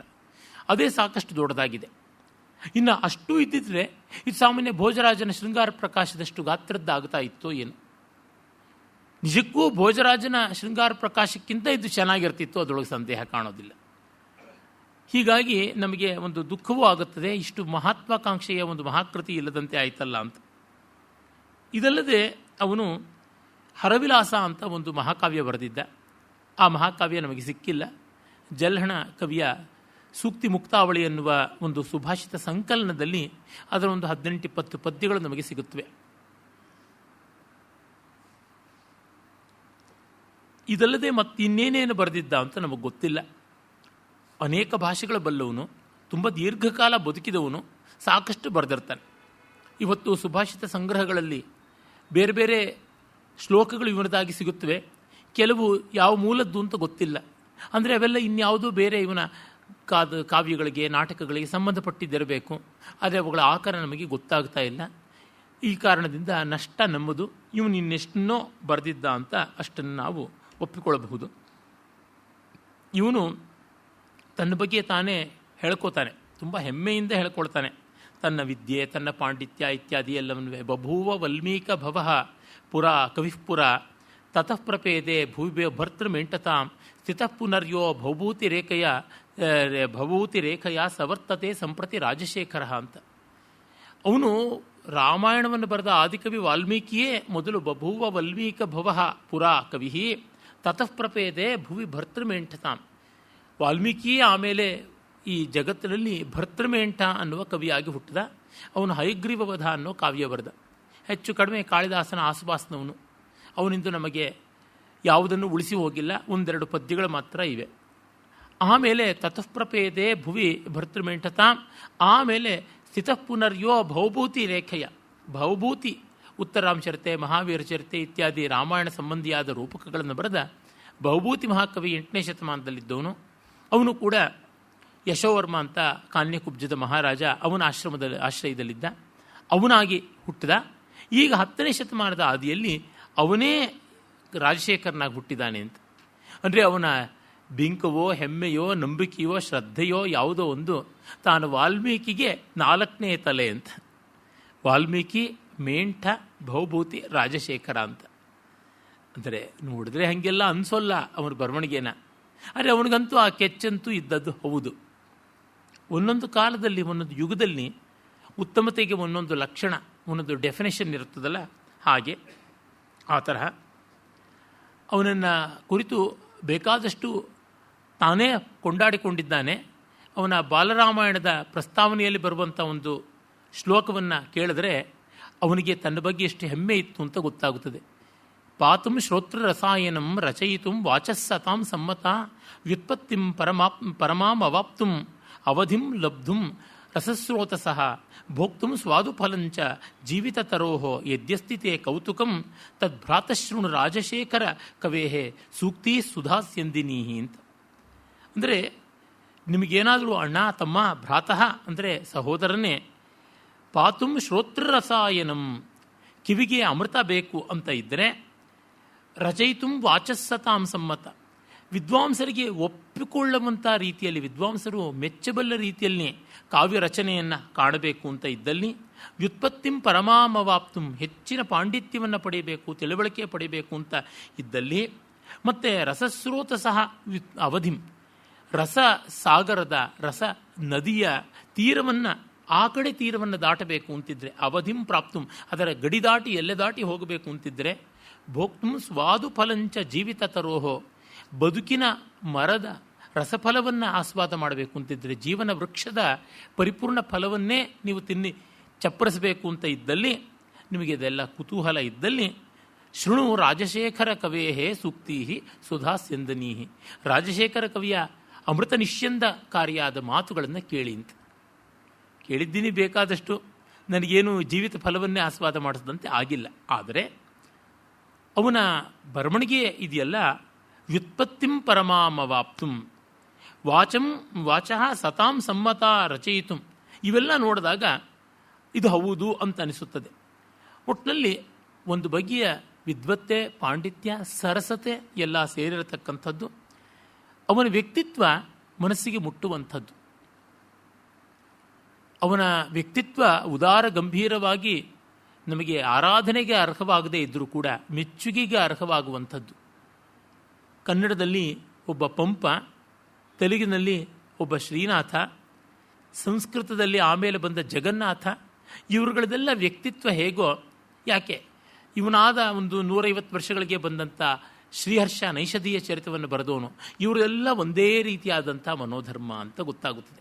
ಚೆನ್ನಾಗಿ ಸುಖಪಟ್ಟವರು, ಚೆನ್ನಾಗಿ ಆಸ್ವಾದಿಸಿದವರು, ಚೆನ್ನಾಗಿ ಓದಿದವರು, ಚೆನ್ನಾಗಿ ಬರೆದವರು, ಕೊರತೆ ಇಲ್ಲದೆ ಬಾಳದವರು, ಭರ್ಜರಿಯಾಗಿ ತಿಂದು ಉಂಡು ತೇಗೆ ಇನ್ನೊಬ್ಬರಿಗೂ ಸುಖ ಕೊಟ್ಟು ತಾವು ಸುಖಪಟ್ಟು ಹೋದಂಥವರು, ಮತ್ತು ತಾವು ಚೆನ್ನಾಗಿ ಬರಿತೀವಿ, ತಾವು ಚೆನ್ನಾಗಿ ತಿಂದಿದ್ದೀವಿ, ತಾವು ಸುಖ ಪಟ್ಟಿದ್ದೀವಿ ಅಂತ ತಮ್ಮ ಸಮಾನರು ಯಾರು ಅಂತ ಸಂತೋಷವಾಗಿ ಸಂಕೋಚವಿಲ್ಲದೆ ಹೊಗಳಿಕೊಳ್ಳತಕ್ಕಂಥವ್ರು. ಟೊಳ್ಳಲ್ಲ ಅವರು, ಖಾಲಿ ಬುರುಡೆಗಳಲ್ಲ. ಆದರೆ ಈ ಆತ್ಮಪ್ರತ್ಯಯ ಸ್ವಲ್ಪ ಯೋಗ್ಯತೆಗಿಂತ ಹೆಚ್ಚಾಗುತ್ತದೆ. ಆದರೆ ಅದಕ್ಕೆ ಬದಲಾಗಿ ಆಸೆ ಇದ್ದು ಹೊಗಳ್ಕೊಳ್ಳದೆ ಒಳಗೊಳಗೆ ಕುದ್ದುಕೊಂಡಿರೋಕ್ಕಿಂತ ಮೇಲೂ ತುಂಬ ಸಾಚಾ ವ್ಯಕ್ತಿಗಳು. ಅವರನ್ನು ನಾವು ಕಾಲಿಗೆ ಬಿದ್ದು ನಮಸ್ಕಾರ ಮಾಡೋಕ್ಕಾಗದೇ ಇರ್ಬೋದು, ಪ್ರಾಮಾಣಿಕರಾಗಿ ಬದುಕಿದ್ರು, ದೇವರ್ ಟ್ರೂ ಟು ದೇರ್ ಲೈವ್ಸ್ ಅಂತ ಹೇಳ್ಬೋದು. ಇದು ಎಷ್ಟು ಜನಕ್ಕೆ ಸಾಧ್ಯ ಇದೆ? ನಮ್ಮ ಬದುಕಿಗೆ ನಾವೇ ಸ್ವಾಮಿಗಳು, ನಮ್ಮ ಬದುಕಿಗೆ ನಾವೇ ವಿಧಾತರು ಅನ್ನುವಂತೆ ಬದುಕುವುದಿದೆಯಲ್ಲ, ಹಾಗೆ ಬದುಕಿ ತೋರಿಸುವುದಿದೆಯಲ್ಲ, ಹಾಗೆ ಬದುಕಿ ತೋರಿ ಸಂತೋಷ ಪಡುವುದಿದೆಯಲ್ಲ, ಅದು ತುಂಬ ಕಷ್ಟ. ಇಂಥದ್ರೊಳಗೆ ರಾಜಶೇಖರ ನಿಲ್ತಾನೆ. ಎಲ್ಲಿವರೆಗೆ ಅಂದರೆ ಅವನಿಗೆ ತಾನು ಯಾವ್ಯಾವ ದೇಶದ ಎಂತೆಂಥ ಸುಂದರಿಯರ ಜೊತೆಗೆ ಬದುಕನ್ನು ಕಳೆದೆ ಅಂತ ಲಿಸ್ಟ್ ಮಾಡ್ಕೊಳ್ಳೋಕ್ಕೂ ಸಂಕೋಚವಿಲ್ಲ. ಅದನ್ನೇ ಪಂಪ ನೇರವಾಗಿ ಕದ್ದು ಬಿಡ್ತಾನೆ. ನೋಡಿದಾಗ ಗೊತ್ತಾಗುತ್ತೆ ಇದು ರಾಜಶೇಖರಂದ ಹಾಗೆ ತಗೊಂಡಿದ್ದು ಅಂತ. ಅದನ್ನು ಇವನ ಉತ್ತರಕಾಲೀನನಾದ ಹೆಚ್ಚು ಕಡಿಮೆ ಯಂಗರ್ ಕಾಂಟೆಂಪ್ರರಿ ಅಂತ ಹೇಳ್ಬೋದಾದ ಕ್ಷೇಮೇಂದ್ರ ಅನಾಮತ್ತಾಗಿ ತನ್ನ ಕವಿಕಂಠಾಭರಣದಲ್ಲಿ ಬೇರೆ ಬೇರೆ ದೇಶಗಳ ಪರಿಜ್ಞಾನಕ್ಕೆ ಉದಾಹರಣೆಯಾಗಿ ಕೊಡ್ತಾನೆ. ಏನದು ಬೇರೆ ಬೇರೆ ದೇಶಗಳಂದರೆ, ಇಂತಿಂಥ ದೇಶದಲ್ಲಿ ಇಂತಿಂಥ ಊರಿನಲ್ಲಿದ್ದ ಇಂತಿಂಥ ಹೆಣ್ಣುಗಳನ್ನೆಲ್ಲ ಆಸ್ವಾದಿಸಿ ಬಂದಿದ್ದೀನಿ ಅಂತ ಅವನು ಹೇಳ್ಕೊಳ್ಳುವಂಥದ್ದು. ಇದಕ್ಕೂ ಸಂಕೋಚವಿಲ್ಲ. ತನ್ನ ಹೆಂಡತಿಗೆ ಸಂತೋಷವಾಗಲಿ ಅಂತಲೇ ಅವಳಿಗೋಸ್ಕರ ಒಂದು ಪ್ರಬಂಧವನ್ನು ಬರೆದವನು, ಒಂದು ದೃಶ್ಯಕಾವ್ಯವನ್ನು ಬರೆದವನೂ ಹೌದು, 10 ಹೆಣ್ಣುಗಳ ಹಿಂದೆ ಹೋದವನು ಹೌದು. ವಿಚಿತ್ರ, ಆದರೆ ಸಾಚ. ನಮ್ಮ ಹಳಗಾಲದಲ್ಲಿ ಅವ್ರದ್ದೆಲ್ಲ ಒಂದು ರೀತಿ ಸಾಚ, ಮುಚ್ಚುಮರೆ ಎಲ್ಲ ಇಲ್ಲದಂಥ ವ್ಯಕ್ತಿತ್ವ ಅಂತ ರಾಮಸ್ವಾಮಿಯವರು ಹೇಳ್ತಾ ಇದ್ರು. ನಮ್ಮ ಆದರಣೀಯರಾದ ಡಾಕ್ಟರ್ SR ರಾಮಸ್ವಾಮಿಯವರು ನಮ್ಮ ಹಿಂದಿನವರಿಗೆ ಸಂಕೋಚ ಯಾವುದ್ರೊಳಗೂ ಎಲ್ಲ ಕುಲ್ಲಂ ಮತ್ತು ಇನ್ಯಾವುದೋ ಪಂಡಿತರ ಬಗ್ಗೆ ಹೇಳ್ತಾ ಅವರ ಪ್ರಮುಖ ಉಪಪತ್ನಿ ಇದ್ದಂಥ ಮನೆ ಅದೆಲ್ಲೋ ಡೈರಿ ಎದುರಿಗಿದೆ ಅಂತ ತೋರಿಸ್ತಾ ಇದ್ರು ಬಸವನಗುಡಿನಲ್ಲಿ. ಅಂದರೆ ಅದು ಸರಿ ತಪ್ಪು ಬೇರೆ, ಅವರಂತೆ ಅವರು ಬಾಳಿದ್ರು ಅನ್ನುವಂಥದ್ದು ದೊಡ್ಡದು. ಅವನು ಯಾಯಾವರ ಅನ್ನುವ ವಂಶದಲ್ಲಿ ಹುಟ್ಟಿದವನು. ತನ್ನನ್ನು ಯಾಯಾವರೀಯ ಅಂತ ಹೇಳ್ಕೊಳ್ತಾನೆ. ಬ್ರಾಹ್ಮಣರಲ್ಲಿ 2 ವಿಭಾಗ, ಶಾಲೀನ ಮತ್ತು ಯಾಯಾವರೀಯ ಅಂತ. ಶಾಲೀನ ಅಂತಂದರೆ ಚೆನ್ನಾಗಿ ಅನುಕೂಲವಂತನಾಗಿ ಲೋಕಕ್ಕೆ ತಗ್ಗಿ ಬಗ್ಗಿ ಬಾಳತಕ್ಕಂಥವನು. He seasoned, sober, soft, modest and rich ಅನ್ನುವ ಅರ್ಥ. ಯಾಯಾವರೀಯ ಅಂತಂದರೆ ಅಹನ್ಯಹನಿ ಕಾಲಕ್ಷೇಪ ಮಾಡ್ತಕ್ಕಂಥವನು. ಅಂದರೆ ಯಾವುದನ್ನು ಉಂಚವೃತ್ತಿ, ಮಾಧೂಕರಿ, ಶಿಲೋಂಚ ಅಂತೆಲ್ಲ ಕರೀತಾರೆ. ಹೊಲ ಗದ್ದೆಗಳಲ್ಲಿ ಬಿದ್ದಂಥ ಧಾನ್ಯಗಳನ್ನು ಆರಿಸಿಕೊಂಡು ಬದುಕತಕ್ಕಂಥದ್ದು. ಅಶ್ವಸ್ತನಿಕರು, ನಾಳೆ ಏನು ಅನ್ನೋದು ಗೊತ್ತಿಲ್ಲದೆ ಬಾಳ್ತಕ್ಕಂಥವ್ರು. ಕುಂಭಿಧಾನ್ಯಾಹ ಅಂತಲೂ ಕರೀತಾರೆ. ಒಂದು ವಾರಕ್ಕಾಗುವಷ್ಟು ಧಾನ್ಯ ಇಟ್ಕೊಂಡ್ರೆ ಅದಕ್ಕಿಂತ ಜಾಸ್ತಿ ಸಂಚಯನ ಇಲ್ಲ ಅಂದರೆ ಕುಂಭಿಧಾನ್ಯ. 3 ದಿವಸಕ್ಕಾಗತಕ್ಕಂಥದ್ದು, 1 ದಿವಸಕ್ಕಾಗುವಂಥದ್ದು, ನಾಳೆಗೆ ಏನು ಇಲ್ಲದೆ ಇರತಕ್ಕಂಥದ್ದು, ಹೊತ್ತಿಗೆ ಬಾಳ್ತಕ್ಕಂಥವ್ರು, ಹೀಗೆಲ್ಲ ಉಂಟು. ಮನುಸ್ಮೃತಿಯಲ್ಲಿ ಅವ್ರದ್ದೆಲ್ಲ ವಿವರ ಬರುತ್ತದೆ. ಇವನ ಪೂರ್ವಜರು ಹಾಗೆ, ಅದೇ ವಂಶದವನು. ಇವನು ನೋಡಿದ್ರೆ ರಾಜ ಮಹಾರಾಜರುಗಳಿಗೆ ಗುರುವಾಗಿದ್ದವನು, ಎಲ್ಲ ಥರದ ರುಚಿಯನ್ನು ಆಸ್ವಾದಿಸಿದವನು. ಇದು ಬೇರೆಯೇ ಆದದ್ದು. ಆದರೆ ತನ್ನ ವಂಶದ ಬಗ್ಗೆ ಹೆಮ್ಮೆ, ತನ್ನನ್ನು ಇಡೀ ಕಾವ್ಯಮೀಮಾಂಸೆಯಲ್ಲಿ ಯಾಯಾವರೀಯ ಅಂತಲೇ ಹೇಳ್ಕೊಳ್ತಾನೆ ತನ್ನ ಅಭಿಪ್ರಾಯಗಳನ್ನೆಲ್ಲ ಹೇಳುವ ಕಾಲದಲ್ಲಿ. ಮತ್ತು ಎಲ್ಲ ಬಗೆಯ ಪ್ರಾಕೃತ, ಎಲ್ಲ ಶಾಸ್ತ್ರಗಳು, ಅದು ವೇದ ಇರ್ಬೋದು, ಅರ್ಥಶಾಸ್ತ್ರ ಇರ್ಬೋದು, ಕಾಮಶಾಸ್ತ್ರ ಇರ್ಬೋದು, ಸಂಗೀತ ಇರ್ಬೋದು, ನಾಟ್ಯಶಾಸ್ತ್ರ ಇರ್ಬೋದು, ಪ್ರತಿಯೊಂದರ ಬಗ್ಗೆನೂ ಚೆನ್ನಾದಂಥ ತಿಳುವಳಿಕೆ ಇತ್ತು. ಆ ಮಟ್ಟದ ಎರುಡಿಷನ್ ಇದೆಯಲ್ಲ, ಪಾಶ್ಚಾತ್ಯ ಪ್ರಪಂಚದಲ್ಲಿ ಬೆರಳೆಣಿಕೆ ಜನದಲ್ಲಿದ್ದರೆ ನಮ್ಮಲ್ಲಿ ಟನ್ನುಗಟ್ಟಲೆ ಜನ ಇದ್ದದ್ದನ್ನು ನಾವು ಕಾಣ್ತೀವಿ. ಹೀಗಿರುವ ಆ ರಾಜಶೇಖರ, ಅವನ ಪೂರ್ವಜರು ಎಷ್ಟೋ ಜನ ಕವಿಗಳಾಗಿದ್ದರು ಅನ್ನುವಂಥದ್ದನ್ನು ಅವನು ತನ್ನ ಕೃತಿಗಳಲ್ಲಿ ಅಲ್ಲಲ್ಲಿ ಸೂಚಿಸ್ತಾನೆ. ಅವನು ತನ್ನ ಪೂರ್ವಜರಲ್ಲಿ ಒಬ್ಬ ಅಕಾಲ ಜಲದ ಅಂತ ಇದ್ದ ಅಂತ ಹೇಳ್ತಾನೆ. ಇವನು ಮುತ್ತಾತ ಪ್ರಪಿತಾಮಹ ಅಂತ. ಅವನು ಮಹಾರಾಷ್ಟ್ರ ಚೂಡಾಮಣಿ ಅಂತಲೂ ಅವನಿಗೆ ಹೇಳ್ತಾ ಇದ್ರು. ಆಮೇಲೆ ಅವನು ಕಲಚೂರಿ, ಚೇದಿ ಇತ್ಯಾದಿಗಳ ಪ್ರಭುಗಳ ಮೂಲಕವಾಗಿ ಮುಂದೆ ಬಂದ. ಆಮೇಲೆ ಅವನು ಬೇರೆ ಬೇರೆ ಮಹಾರಾಜರುಗಳ ಆಶ್ರಯವನ್ನು ಪಡೆದ ಅಂತೆಲ್ಲವೂ ಕೂಡ ಗೊತ್ತಾಗುತ್ತದೆ. ಸುಭಾಷಿತ ಗ್ರಂಥಗಳಲ್ಲಿ ಕೂಡ ಅಕಾಲ ಜಲದನ ಮತ್ತು ಇನ್ನೊಬ್ಬ ಸುರಾನಂತ ಅಂತ, ತರಲಕವಿ ಅಂತ, ಇವರೆಲ್ಲ ಅವನ ಪೂರ್ವಜರು. ಹೆಸರು ನೋಡಿದ್ರೆ ಅನ್ವರ್ಥನಾಮ ಆಗಿರಬೇಕು, ಅಂಕಿತನಾಮ ಅಲ್ಲ ಅಂತ ಅನಿಸುತ್ತದೆ. ಯಾರೋ ಕೆಲವರು ಒಳ್ಳೆ ಪದ್ಯದಲ್ಲಿ ಒಂದು ಫ್ರೇಸ್ ಬಳಸಿರ್ತಾರೆ, ಅದಕ್ಕೆ ಅವರದೇ ಹೆಸರಿಟ್ಬಿಡೋದು. ಇದು ಭಾರತೀಯರಲ್ಲಿ ವಿಶೇಷವಾಗಿ ಕಂಡುಬರುವಂಥದ್ದು. ಸಂಸ್ಕೃತದಲ್ಲಿ ಅಲ್ಲಲ್ಲಿ ಕಾಣಿಸುತ್ತದೆ, ತಮಿಳಿನಲ್ಲಿ ಕೂಡ ಕಾಣಿಸುತ್ತದೆ. ಅಣಿಲಾಂಡ್ ಮಣ್ಣಿಲರ್ ಅಂತ ಒಬ್ಬರು, ಒಂದು ಅಳಿಲು ತುಂಬ ಚೆನ್ನಾಗಿ ಕುಣಿದಾಡ್ತಾ ಇರೋದು, ನಲಿದಾಡ್ತಾ ಇರುವಂಥ ಒಂದು ಚಿತ್ರಣವನ್ನು ಸಂಗಮ್ ಕಾಲದ ಒಬ್ಬ ಕವಿ ಬರೆದ. ಅದಕ್ಕೆ ಆ ಕವಿ ಹೆಸರು ಗೊತ್ತಿಲ್ಲ, ಅಣಿಲ್ ಆಂಡ್ ಮಣ್ಣಿಲರ್ ಅಂತ. ಅಣಿಲ್ ಅಂದರೆ ಅಳಿಲ್ ಅಂತ, ಳ ಮೊಳಕೈ ಗಿಣಿ ಗಿಳಿ ಎರಡು ವ್ಯತ್ಯಾಸ ಆಗಬಹುದಲ್ಲ, ಹಾಗೆ ಅಳಿಲ್ ಅದು ಆಡ್ತಾ ಇರ್ತಕ್ಕಂಥ ಮನೆಯವರು ಅಂತ. ಅದೇ ತರಹ ಇನ್ನು ಒಬ್ಬ ಮನೆಯ ಮುಂದೆ ಕೆಮ್ಮಣ್ಣಿನ ಮೇಲೆ ನೀರು ಬಿದ್ದಂಥದ್ದು ತುಂಬ ಸೊಗಸಾಗಿ ವರ್ಣಿಸಿದ್ದಕ್ಕೆ ಅದಕ್ಕೆ ಅದೇ ಹೆಸರಿಟ್ಟಿರ್ತಕ್ಕಂಥದ್ದು. ಈ ರೀತಿಯಾಗಿ ಸಂಸ್ಕೃತದಲ್ಲಿ ಈ ರಾಜಶೇಖರ ಕವಿಯ ಪೂರ್ವಜ ಪ್ರಪಿತಾಮಹ, ಆತ ಯಾರೋ ಗೊತ್ತಿಲ್ಲ, ಆತನಿಗೆ ಅಕಾಲ ಜಲದ ಅಂತ ಹೆಸರು. ಅವನದೊಂದು ಪದ್ಯ ತುಂಬ ಚೆನ್ನಾಗಿದೆ, ಶಾರ್ಂಗಧರ ಪದ್ಧತಿಯಲ್ಲಿ ಸಂಗ್ರಹಿತವಾಗಿದೆ. ಬೇಕೈ ಕೋಟರ ಶಾಯಿಭಿರ್ ವೃತಮಿವ ಕ್ಷ್ಮಾಂತರ್ಗತಂ ಕಚ್ಚಪೈ ಪಾಠೀನೈ ಪೃಥುಪಂಕಕೂಟ ಲುಠಿತೈ ಯಸ್ಮಿನ್ ಮುಹುರ್ಮೂರ್ಛಿತಂ ತಸ್ಮಿನ್ ಶುಷ್ಕ ಸರಸ್ಯ ಕಾಲ ಜಲದ ತಸ್ಮಿನ್ ಶುಷ್ಕ ಸರಸಿ ಅಕಾಲ ಜಲದೇನ ಅಗತ್ಯ ತಚ್ಚೇಷ್ಟಿತಂ ಏನ ಕಂಠ ನಿಮಗ್ನ ವನ್ಯಕರ್ಣಾಂ ಯೂಥೈಃ ಪಯಃ ಪೀಯತೆ ಅಂತ. ತುಂಬ ಸೊಗಸಾದ ಪದ್ಯ. ಬೇಸಿಗೆ ಕಾಲದಲ್ಲಿ ಒಂದು ಸರೋವರದ ಸ್ಥಿತಿ. ಸರೋವರ ಹೋಗಿ ಅದು ನೆಲ ಅಂಟಿಬಿಟ್ಟಿದೆ, ನೀರು ಪೂರ್ತಿ ಬತ್ತಿ ಹೋಗಿದೆ, ಕೆಸರು ಕಾಣದಂತೆ ಆಗಿದೆ, ನೆಲ ಬೆರುಕು ಬಿಟ್ಟಿದೆ. ಬೇಕೈ ಕೋಟರ ಶಾಯಿಭಿರ್ ವೃತಮಿವ ಕ್ಷ್ಮಾಂತರ್ಗತಂ ಕಚ್ಚಪೈ. ಇನ್ನು ಕಪ್ಪೆಗಳೆಲ್ಲ ಕೂಡ ಎಲ್ಲೋ ಪೊಟರೆಗಳಲ್ಲಿ ಬಚ್ಚಿಟ್ಕೊಂಡಿವೆ. ಇನ್ನು ಆಮೆಗಳಂತೂ ನೆಲದ ಸೀಳುಗಳ ಒಳಗಡೆಗೆ ತೂರ್ಕೊಂಡು ಹೊರಟೋಗ್ಬಿಟ್ಟಿವೆ. ಪಾಠೀನೈಹಿ ಪೃಥುಪಂಕ ಕೂಟ ಲುಠಿತೈಹಿ. ಇನ್ನು ಮೀನುಗಳಂತೂ ದಪ್ಪಗಾದ ಕೆಸರು ಅಂದರೆ ನೀರಷ್ಟು ಬತ್ತಿ ಹೋಗಿದ್ದರಿಂದ ಅದೊಂದು ರೀತಿ ಸೆಮಿ ಸಾಲಿಡ್ ಅನ್ನುವ ಸ್ಥಿತಿಗೆ ಬಂದಿದೆ, ಅಲ್ಲಿ ಹೊರಳಾಡ್ತಾ ಇವೆ. ಲುಠಿತೈಹಿ ಯಸ್ಮಿನ್ ಮುಹುರ್ಮೂರ್ಛಿತಂ, ಒದ್ದಾಡಿಕೊಂಡು ಮೂರ್ಛೆ ಬೀಳ್ತಾ ಇವೆ. ತಸ್ಮಿನ್ ಶುಷ್ಕ ಸರಸಿ, ಆ ಒಂದು ಒಣಗಿದ ಸರಸ್ಸಿನಲ್ಲಿ ಅಕಾಲ ಜಲದೇನ ಅಗತ್ಯ ಚೇಷ್ಟಿತಂ, ಅಕಾಲದ ಒಂದು ಮೋಡ ಬಂತು. ಬೇಸಿಗೆಯಲ್ಲಿ ಮ್ಯಾಂಗೋ ಶವರ್ಸ್ ಅಂತ ಬರುತ್ತಲ್ಲ, ಮೊನ್ನೆ ಎಲ್ಲ ಬಂದಿತ್ತಲ್ಲ, ಆ ರೀತಿಯಾದದ್ದು. ಏನು ಮಾಡ್ತು ಅದು ಅಂದರೆ, ಅದು ಮಾಡಿದಿಂದ ಆಗಿದ್ದು ಏನು ಅಂತ ಒಂದೇ ಸಾಲಲ್ಲಿ ಹೇಳ್ತಾನೆ. ಆ ಮಳೆ ಬರುವ ಮುನ್ನ ಅಕಾಲದ ಮೋಡ ಬಂದು ಮಾಡಿದ್ದೇನು ಅಂತ. ಅದಕ್ಕೆ ಮುನ್ನ 3 ಸಾಲಲ್ಲಿ ಆ ದುಸ್ಥಿತಿ ಏನು ಅಂತ ಹೇಳ್ತಾನೆ, 2 ಸಾಲಲ್ಲಿ. ಇನ್ನು ಒಂದು ಸಾಲಲ್ಲಿ ಅದು ಬಂತು ಅಂತ ಹೇಳ್ತಾನೆ, ಮತ್ತೊಂದು ಸಾಲಲ್ಲಿ ಪರಿಣಾಮ. ಏನ ಆಕಂಠ ನಿಮಗ್ನ ವನ್ಯಕರ್ಣಾಂ ಯೂಥೈಫ್ ಪಯಃ ಪೀಯತೆ. ಈಗ ಆ ಸರೋವರದಲ್ಲಿ ಕುತ್ತಿಗೆವರೆಗೆ ಮುಳುಗದಂಥ ನೀರುಳ್ಳ ಆ ಸರೋವರದಲ್ಲಿ ಮದಿಸಿದ ಆನೆಗಳು ತಮ್ಮ ಸೊಂಡಿಲುಗಳನ್ನು ಬೀಸಿಕೊಂಡು ಸಮೃದ್ಧವಾಗಿ ನೀರು ಕುಡಿತಾ ಇವೆ ಅಂತ. ಅಂದರೆ ಕಾಲ ಎಷ್ಟು ಬೇಗ ಒಂದೇ ಕ್ಷಣದಲ್ಲಿ ಮಾರ್ಪಾಡನ್ನು ಮಾಡುತ್ತದೆ ಅಂತ. ಇದು ನಂಬೋದು ಕಷ್ಟ. ನಾನು ಬಹಳ ಹಿಂದೆ ಬ್ಯೂಟಿಫುಲ್ ಪೀಪಲ್ ಅನ್ನುವ ಒಂದು ಚಲನಚಿತ್ರವನ್ನು ನೋಡಿದ್ದೆ. South African production. ಆಮೇಲೆ ನಮ್ಮ ದೇಶದಲ್ಲಿ ಅದನ್ನು ಬ್ಯಾನೂ ಮಾಡಿದ್ರು. ಗಾಡ್ಸ್ ಮಸ್ಟ್ ಬಿ ಕ್ರೇಜಿ ಅಂತ ಕೂಡ ಅದರ ಜೊತೆಗೆ ಬಂದ ಒಂದು ಚಲನಚಿತ್ರ. ಇತ್ತೀಚೆಗೆ ಅದು ಅನಿಮಲ್ಸ್ ಆರ್ ಬ್ಯೂಟಿಫುಲ್ ಪೀಪಲ್ ಅಂತ ಆ ಶೀರ್ಷಿಕೆಯನ್ನು ವಾಚ್ಯ ಮಾಡಿಬಿಟ್ಟ. ಅದು ಮತ್ತೆ ಬಂದಿದೆ, ಇಂಟರ್ನೆಟ್ಟಲ್ಲೆಲ್ಲ ಸಿಗುತ್ತದೆ, ನೋಡಬಹುದು. ತುಂಬ ಸುಂದರವಾದ 40 ವರ್ಷದ ಹಿಂದಿನ ಚಲನಚಿತ್ರ. ಅಲ್ಲಿ ಆ ಕಲಹರಿ ಮರುಭೂಮಿಯ ಪರಿಸರದಲ್ಲಿ ಹೇಗೆ ಪ್ರಾಣಿ ಜೀವನ, ಪಕ್ಷಿ ಜೀವನ, ಸಸ್ಯ ಜೀವನ ಇದೆ ಅಂತ. ಆ ಮರುಭೂಮಿ ನಂದನೋದ್ಯಾನ ಆಗಿಬಿಡುತ್ತೆ ಮಳೆ ಬಂದಾಗ.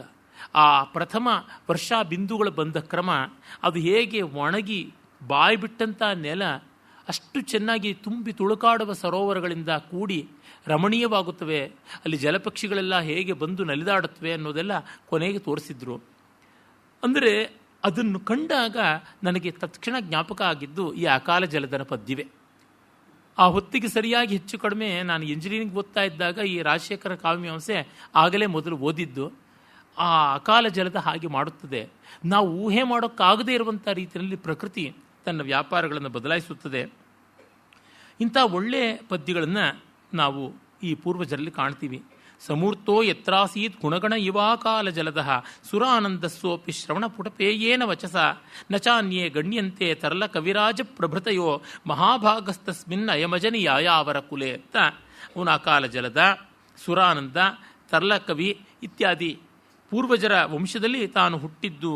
ತದಾ ಮುಷ್ಯಾಯಣಸ್ಯ ಮಹಾರಾಷ್ಟ್ರ ಚೂಡಾಮಣೇರ ಅಕಾಲ ಜಲದಸ್ಯ ಚತುರ್ಥೋ ದೌರ್ದುಕಿ ಶೀಲವತಿ ಸೂನು ಉಪಾಧ್ಯೇಯ ಶ್ರೀ ರಾಜಶೇಖರ ಇತ್ಯಪರ್ಯಾಪ್ತಂ ಬಹುಮಾನೇನ. ತನ್ನ ತಂದೆ ದೌರ್ದುಕಿ ಅಂತ, ಅದಕ್ಕೆ ದುರ್ದುಕ ಅನ್ನುವನ ಮಗ ದೌರ್ದುಕಿ ಅಂತ ಇರಬಹುದು. ದುರ್ದುಕ ಅಂದರೆ ಅರ್ಥ ಮಾಡೋದು ಕಷ್ಟ. ಇನ್ನು ಅದು ನಿಕ್ನೇಮ್ ಆಗಿದ್ದಿರಬೇಕು ಅಂತ ಅನಿಸುತ್ತೆ. ದುರ್ದುಕ ಅನ್ನುವಂಥದ್ದು ಯಾವುದೋ ಒಂದು ರೀತಿ ನಿಕ್ನೇಮು. ಅದಕ್ಕೆ ಸಂಬಂಧಪಟ್ಟವನು ದೌರ್ದುಕಿ. ಇನ್ನು ತಾಯಿ ಶೀಲವತಿ ಅಂತ. ಅವರಿಬ್ಬರ ಮಗನಾಗಿ ಹುಟ್ಟಿದವನು ರಾಜಶೇಖರ ಅನ್ನುವ ತನ್ನ ವೃತ್ತಾಂತವನ್ನು ಅವನು ಹೇಳಿಕೊಡ್ತಾನೆ.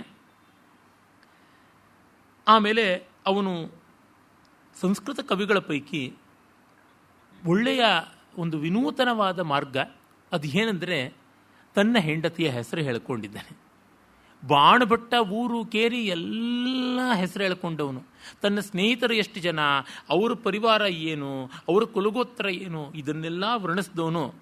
ದಾರ ಪರಿಗ್ರಹ ಅಭ್ಯಾಗಾರಿಕೋಸ್ಮಿ ಅಂತಾನೆ. ದಾರ ಅಂತಾನೆ ಮನೆಯವ್ರನ್ನ ಕಟ್ಕೊಂಡಿದ್ರಿಂದ ಕುಟುಂಬಿ ಆಗಿದ್ದೀನಿ ಅಂತ. ಯಾರು ಹೆಂಡತಿ ಅಂತ ಹೆಸರು ಹೇಳೋಲ್ಲ. ಈ ಥರ ಎಷ್ಟೋ ಜನ ತಮ್ಮ ಪೂರ್ವಜರು, ತಾತ ಮುತ್ತಾತಂದರು ಎಲ್ಲರನ್ನೂ ಕುರಿತು ಹೇಳ್ತಾರೆ. ಭೌಭೂತಿ ಅಂತೂ ಯಾವ ಊರು ಅಸ್ತಿ ದಕ್ಷಿಣಾಪತೇಶು ಪದ್ಮಪುರಂ ನಾಮ ನಗರಂ ತತ್ರ ಪಂಕ್ತಿಭಾವನಾ ಚರಣಗುರವ ಕಾಶ್ಯಪಗೋತ್ರೀಯ ಔದುಂಬರೀಯ ಅಂತ ಎಲ್ಲ ಹೇಳ್ಕೊಂಡು ಬರ್ತಾನೆ. ಮತ್ತು ಪದವಾಕ್ಯ ಪ್ರಮಾಣ ಪಾರೀಣರಾಗಿದ್ದವರು ಅಂತೆಲ್ಲ. ಜಾತುಕರ್ಣೀ ಪುತ್ರ, ತನ್ನ ತಾಯಿ ಜಾತುಕರ್ಣಿ, ಶ್ರೀಕಂಠ ಪದಲಾಂಚನ, ಹೀಗೆಲ್ಲ ಗೋಪಟ್ಟಗೋಪಾಲಸ್ಯ ಸೂನು ಅಂತೆಲ್ಲವನ್ನ ಹೇಳ್ಕೊಂಡು ಬರ್ತಾನೆ. ತನ್ನ ಹೆಂಡತಿ ಮಕ್ಕಳ ಬಗ್ಗೆ ಏನೂ ಹೇಳೋಲ್ಲ. ಇವತ್ತಿರ್ತಕ್ಕಂಥ ನಮ್ಮ ಭೈರಪ್ಪನವರೇ ಅವರ ಭಿತ್ತಿಯಲ್ಲಿ ಅವರ ಮನೆಯವರ ಬಗ್ಗೆ ಜಾಸ್ತಿ ಏನೂ ಬರ್ಕೊಂಡಿಲ್ಲ ಅಂತಂದರೆ, ಇನ್ನು ಪೂರ್ವದ ಕವಿಗಳನ್ನು ನಾವು ಗೊಣಗದರೆ ಏನೂ ಪ್ರಯೋಜನವಿಲ್ಲ. ಏನೋ ಇಲ್ಲಪ್ಪ, ಅದು ಒಂದು ರೀತಿಯಾಗಿ ಘೋಷ. ಆದರೆ ಇವನು ಹಾಗಲ್ಲ. ತನ್ನ ಹೆಂಡತಿ ಅವಳು ಚಾಹಮಾನ ರಾಜಕುಲದವಳು, ಇವನು ಬ್ರಾಹ್ಮಣ, ಅವಳು ಕ್ಷತ್ರಿಯಳು. ಇವನು ಅವಳನ್ನು ಮದುವೆ ಆಗಿದ್ದಾನೆ. ಮತ್ತು ಅವಳನ್ನು 3-4 ಕಡೆ ಗೌರವಪೂರ್ವಕವಾಗಿ ಅವನು ಸ್ಮರಿಸ್ತಾನೆ. ಸ್ಮರಿಸೋದು ಮಾತ್ರವೇ ಅಲ್ಲ, ಅವನು ಆಕೆಯ ವಿಷಯವನ್ನು ಕುರಿತು ಹೇಳ್ತಾ 5, 9, 13 ಈ ಅಧ್ಯಾಯಗಳಲ್ಲಿ ಕಾವ್ಯಪಾಕ, ಕಾವ್ಯವಸ್ತು, ಶಬ್ದಾರ್ಥಹರಣ ಇವುಗಳ ಬಗೆಗೆ ತನ್ನ ಪತ್ನಿ ಅವಂತಿ ಸುಂದರಿಯ ಅಭಿಪ್ರಾಯಗಳು ಏನು ಅಂತ ಹೇಳಿ ದಾಖಲಿಸಿ ಅದನ್ನು ಒಪ್ಪಿಕೊಂಡಿದ್ದಾನೆ. ಇದನ್ನೆಲ್ಲವನ್ನೂ ಸಂಗ್ರಹಿಸಿ ಡಾಕ್ಟರ್ ವಿ ರಾಘವನ್ ಅವರು ತುಂಬ ಸುಂದರವಾಗಿ ಪ್ರೇಕ್ಷಣತ್ರಯಿಯಲ್ಲಿ ಒಂದು ಅವಂತಿ ಸುಂದರಿ ಅಂತ ಒಂದು ಲಘು ನಾಟಿಕೆಯನ್ನು ಕೂಡ ಬರೆದಿದ್ದಾರೆ. 12 ಪುಟಗಳ ಸುಂದರವಾದಂಥ ರೂಪಕ ಅದು. ಮೊನ್ನೆ ನಾನು ಅದನ್ನು ಕೂಡ ಪ್ರಸ್ತಾವಿಸಿ ಕೆಲವು ವಾಕ್ಯಗಳನ್ನು ಓದಿದ್ದೆ. ಅಂದರೆ ಪತ್ನಿಯ ಬಗೆಗೆ ಅಂಥ ಗೌರವ, ಅಂಥ ವಿಶ್ವಾಸ, ಅದನ್ನು ಪ್ರಾಮಾಣಿಕವಾದ ರೀತಿ ಕೊಟ್ಟಿದ್ದಾನೆ. ಹೀಗೆ ಅವನ ವ್ಯಕ್ತಿ ವಿಶಿಷ್ಟತೆಯನ್ನು ನಾವು ನೋಡಬಹುದು. ಆಮೇಲೆ ಅವನು ಮಹಾಮಂತ್ರಿ ಪುತ್ರೇಣ ಅಂತ ಹೇಳ್ಕೊಳ್ಳೋದ್ರಿಂದ ಮಹಾಮಂತ್ರಿಯ ಮಗನಾಗಿದ್ದ ಅಂತಲೂ ಗೊತ್ತಾಗುತ್ತದೆ. ಕಾನ್ಯಕುಬ್ಜದ ಅರಸರ ಮಂತ್ರಿಯಾಗಿದ್ದಿರಬೇಕು ಅಂತ ಡಾಕ್ಟರ್ ಕೆ ಕೃಷ್ಣಮೂರ್ತಿಯವರು ಹೇಳ್ತಾರೆ. ಮತ್ತು ಅವನು ಮತ್ತೆ ಮತ್ತೆ ಈ ಲಾಟ ದೇಶ, ಲಾಟ ಅಂದರೆ ಗುಜರಾತಿಗೆ ಸೇರಿದಂಥ ಭಾಗ. ಗುಜರಾತ್ ಆ ಕಾಲದಲ್ಲಿ ಕರಹಾಟ, ಲಾಟ, ಗೂರ್ಜರ ಇತ್ಯಾದಿ ಪ್ರಾಂತಗಳನ್ನು ಒಳಗೊಂಡಿದ್ದಾಗಿತ್ತು. ಹಾಗಾಗಿ ಲಾಟ ದೇಶದ ವಧುಗಳನ್ನು ಕುರಿತು ಜಾಸ್ತಿ ಹೇಳೋದ್ರಿಂದ ಒಂದು ಸ್ವಲ್ಪ ಕಾಲ ಅಲ್ಲೂ ಕಳೆದಿದ್ದಿರಬೇಕು ಅಂತ ಹೇಳ್ತಾನೆ ಅಂತ ವಿದ್ವಾಂಸರು ಅಭಿಪ್ರಾಯ ಪಡ್ತಾರೆ. ಮತ್ತು ಗುರ್ಜರ ಪ್ರತಿಹಾರರು ಅನೇಕ ಕ್ಷತ್ರಿಯ ವಂಶಗಳ ಮೇಲೆ ತಮ್ಮ ಪ್ರಭುತ್ವ ಸಂಪಾದಿಸಿದರು. ಅವರೆಲ್ಲ ಬೇರೆ ಬೇರೆ ರಾಜಪುತ್ರರೇ ಆಗಿದ್ದರು. ಪ್ರತಿಹಾರರ ಜೊತೆಗೆ ಸೇರಿಕೊಂಡವರು ಪರಮಾರರಿದ್ದರು, ಚಾಹಮಾನರಿದ್ದರು, ಚಾಲುಕ್ಯರಿದ್ದರು, ಗುಹಿಲೋತರು, ಹೀಗೆಲ್ಲರೂ ಇದ್ದರು. ಚಾಹಮಾನನೇ ಚೌಹಾಣ ಅಂತ ಕರೀತಕ್ಕಂಥದ್ದು, ಚಾಲುಕ್ಯ ಸೋಲಂಕಿ ಅಂತನ್ನೋದು, ಗುಹಿಲೋತ ಗಹ್ಲೋಟ್ ಅಂತ ಈಗ ಮಧ್ಯಪ್ರದೇಶದ ಮಂತ್ರಿ ಇದ್ದಾರಲ್ಲ, ಮುಖ್ಯಮಂತ್ರಿ, ಅವರೆಲ್ಲ ಅಲ್ಲಿಯವರೇನೆ, ಆ ರಾಜವಂಶಗಳಿಂದಾನೇ ಬಂದಿರತಕ್ಕಂಥದ್ದು. ರಾಜಸ್ಥಾನ, ಕ್ಷಮಿಸಬೇಕು, ರಾಜಸ್ಥಾನದ್ದು ಗುಹಿಲೋಟ್ ಅಂತ, ಗೆಲ್ಹೋಟ್ ಅಂತ ಹೇಳ್ತಾರೆ, ಗುಹಿಲೋತ ಅಂತ ಹಳೆಯ ಹೆಸರಿದ್ದದ್ದು. ಅದೇ ಥರ ರಾಷ್ಟ್ರಕೂಟರೇ ರಾಠೋಡ ಅಂತ ಆಗಿದ್ದು, ಅವರೆಲ್ಲರೂ ಇವರಿಗೆ ಅಧೀನರಾಗಿದ್ದರು. ಅದನ್ನೆಲ್ಲವನ್ನು ಇವನು ಹೇಳ್ತಾನೆ. ಒಟ್ಟಿನಲ್ಲಿ ಅವನದು ತುಂಬ ಸಮೃದ್ಧವಾದ ಹಿನ್ನೆಲೆ ಅಂತ ಗೊತ್ತಾಗುತ್ತದೆ. ಅವನು ಕರ್ಪೂರ ಮಂಜರಿಯಲ್ಲಿ ಹೇಳ್ತಾರೆ, ಸದ್ವಿಜ್ಞಾನಂ ಕುಲತಿಲಕತಾಂ ಯಾತಿ ದಾರೈರುದಾರೈ ಫುಲ್ಲಾ ಕೀರ್ತಿರ್ ಭ್ರಮತಿ ಸುಖವೇರ್ ದಿಕ್ಷು ಯಾಯಾವರಸ್ಯ ಅಂತ ಬಾಲರಾಮಾಯಣದಲ್ಲಿ ಹೇಳ್ಕೊಳ್ತಾನೆ. ತಾನು ಆ ಅವಂತಿ ಸುಂದರಿಯ ಕೈ ಹಿಡಿದಿದ್ದರಿಂದ ತನ್ನ ಕೀರ್ತಿ ಎಲ್ಲ ಕಡೆಗೂ ಹೋಯಿತು ಅಂತ. ಮತ್ತು ಕರ್ಪೂರ ಮಂಜರಿಯಲ್ಲಿ ಹೇಳ್ತಾನೆ, ಚಾವುಹಾಣ ಕುಲ ಮೋಲಿ ಮಾಲಿಯ ರಾಸೇಹರ ಇಂದ ಗೇಹಿಣಿ ಭತ್ತುಣೋ ಕಿಮಿ ವಂತಿ ಸುಂದರಿ ಸಾಪ ಯುಂಜತಿ ಉಮೇಯಿ ಮಿಚ್ಚಯಿ ಅಂತ. ಅದರ ಸಂಸ್ಕೃತ ಛಾಯೆ ಏನು ಹೇಳೋದಿದ್ರೆ, ಚಾಹುಮಾನ ಕುಲ ಮೌಲಿ ಮಾಲಿಕ ರಾಜಶೇಖರ ಕವೀಂದ್ರ ಗೇಹಿನಿ ಭರ್ತುರಿಯಂ ಅವಂತಿ ಸುಂದರಿ ಸಾ ಪ್ರಯುಂಜತೆ ಇಮಂ ಇಚ್ಛೆ ಸಾ ಪ್ರಯೋಕ್ತುಂ ಇಮಂ ಇಚ್ಛತಿ ಅಂತ, ಇಮಂ ರೂಪಕಂ ಪ್ರಯೋಕ್ತುಂ ಇಚ್ಛತಿ ಅಂತ ಹೀಗೆ ಅದರ ಸಂಸ್ಕೃತ ಛಾಯೆ ಕೂಡ ಬರುತ್ತದೆ. ಒಟ್ಟಿನಲ್ಲಿ ಅವನು ಹೆಂಡತಿಗಾಗಿ ಸಂತೋಷ ಪಡಿಸುವುದಕ್ಕಾಗಿ ಬಹಳ ಒಳ್ಳೆಯ ಕೆಲಸ ಮಾಡಿದ್ದ. ಅವನು ಮತ್ತೆ ಯಾರ್ಯಾರನ್ನು ಕಂಡಿದ್ದು, ಏನೇನೆಲ್ಲ ಓಡಾಡಿದ್ದು ಅನ್ನೋದು ಅದನ್ನೂ ಕೂಡ ನಾವು ಸುಭಾಷಿತ ಸಂಗ್ರಹಗಳಲ್ಲಿ ನೋಡ್ತೀವಿ. ಅದೇ ಕ್ಷೇಮೇಂದ್ರನ ಔಚಿತ್ಯ ವಿಚಾರ ಚರ್ಚಾದಲ್ಲಿ ಕಾಣ್ತೀವಿ ಅಂತ ಹೇಳಿದ್ನಲ್ಲ. ಕರ್ನಾಟಿ ದಶನಾಂಕಿತ ಸ್ಥಿತ ಮಹಾರಾಷ್ಟ್ರೀ ಕಟಾಕ್ಷಾಹತಃ ಪ್ರೌಢಾಂಧ್ರೀ ಸ್ತನಪೀಡಿತ ಪ್ರಣಯಿನಿ ಭ್ರೂಭಂಗ ವಿತ್ರಾಸಿತ ಲಾಠಿ ಬಾಹು ವಿಚೇಷ್ಟಿತಶ್ಚ ಮಲಯಸ್ತ್ರೀ ತರ್ಜನೀ ತರ್ಜಿತ ಸೋಯಂ ಸಂಪ್ರತಿ ರಾಜಶೇಖರ ಕವಿರ್ ವಾರಾಣಸಿಂ ವಂಚತಿ. ಅವನು ಕೊನೆಗೆ ಕಾಶಿಯಲ್ಲಿ ವೈರಾಗ್ಯ ಪಡೆದು ಸನ್ಯಸ್ತನಾದ ಅಂತ 90 ವರ್ಷ ಆದಮೇಲೆ. ಅದಕ್ಕೆ ಮುಂಚಿಂದೆಲ್ಲ ಅವನು ಬಯೋಡೇಟಾ ಹೇಳ್ಕೊಂಡಿದ್ದಾನೆ. ಕರ್ನಾಟಿ ಕನ್ನಡ ದೇಶದವರನ್ನು ಚೆನ್ನಾಗಿ ಮುದ್ದಿಸಿದಂತೆ, ಶಿತ ಮಹಾರಾಷ್ಟ್ರೀ ಕಟಾಕ್ಷಾಹತಃ ಮಹಾರಾಷ್ಟ್ರದ ಹೆಂಗುಸರ ಕಣ್ಣೋಟದಿಂದ ಸಂತ್ರಸ್ತನಾಗಿದ್ದಂತೆ, ಹೊಡೆದುಕೊಂಡಿದ್ದಂತೆ ಆ ಕಣ್ಣಿನ ನೋಟದ ತೀಕ್ಷ್ಣತೆಯಿಂದ. ಪ್ರೌಢಾಂಧ್ರೀ ಸ್ತನಪೀಡಿತನಾಗಿದ್ದನಂತೆ. ಮತ್ತು ಆ ಪ್ರಣಯ ನೀರ ಹುಬ್ಬುಗಳ ಗಂಟಾಕುವಿಕೆಯಿಂದ ಸುಸ್ತಾಗಿದ್ದನಂತೆ. ಲಾಠಿ ಬಾಹು ವಿಚೇಷ್ಟಿತ ಗುಜರಾತಿ ಹೆಂಗಸಿನ ತೋಳಿನಿಂದ ಇವನು ಆವರಿಸಲ್ಪಟ್ಟಿದ್ದಂತೆ. ಮಲಯಸ್ತ್ರೀ ತರ್ಜನೀ ತರ್ಜಿತ, ತಮಿಳುನಾಡಿಗೆ ಬರುತ್ತೆ ಮಲಯ ಪ್ರಾಂತ, ಅವರು ಬೆರಳುಗಳಿಂದ ಇವನನ್ನು ತಿವಿದಿದ್ರಂತೆ. ಇಷ್ಟೆಲ್ಲ ಮಾಡಿಸ್ಕೊಂಡು ಈಗ ವೈರಾಗ್ಯ ಬಂದು ವಾರಾಣಸಿಯಲ್ಲಿ ಇದ್ದೀನಿ ಅಂತ ತಾನು ಹೇಳ್ಕೊಳ್ತಾನೆ.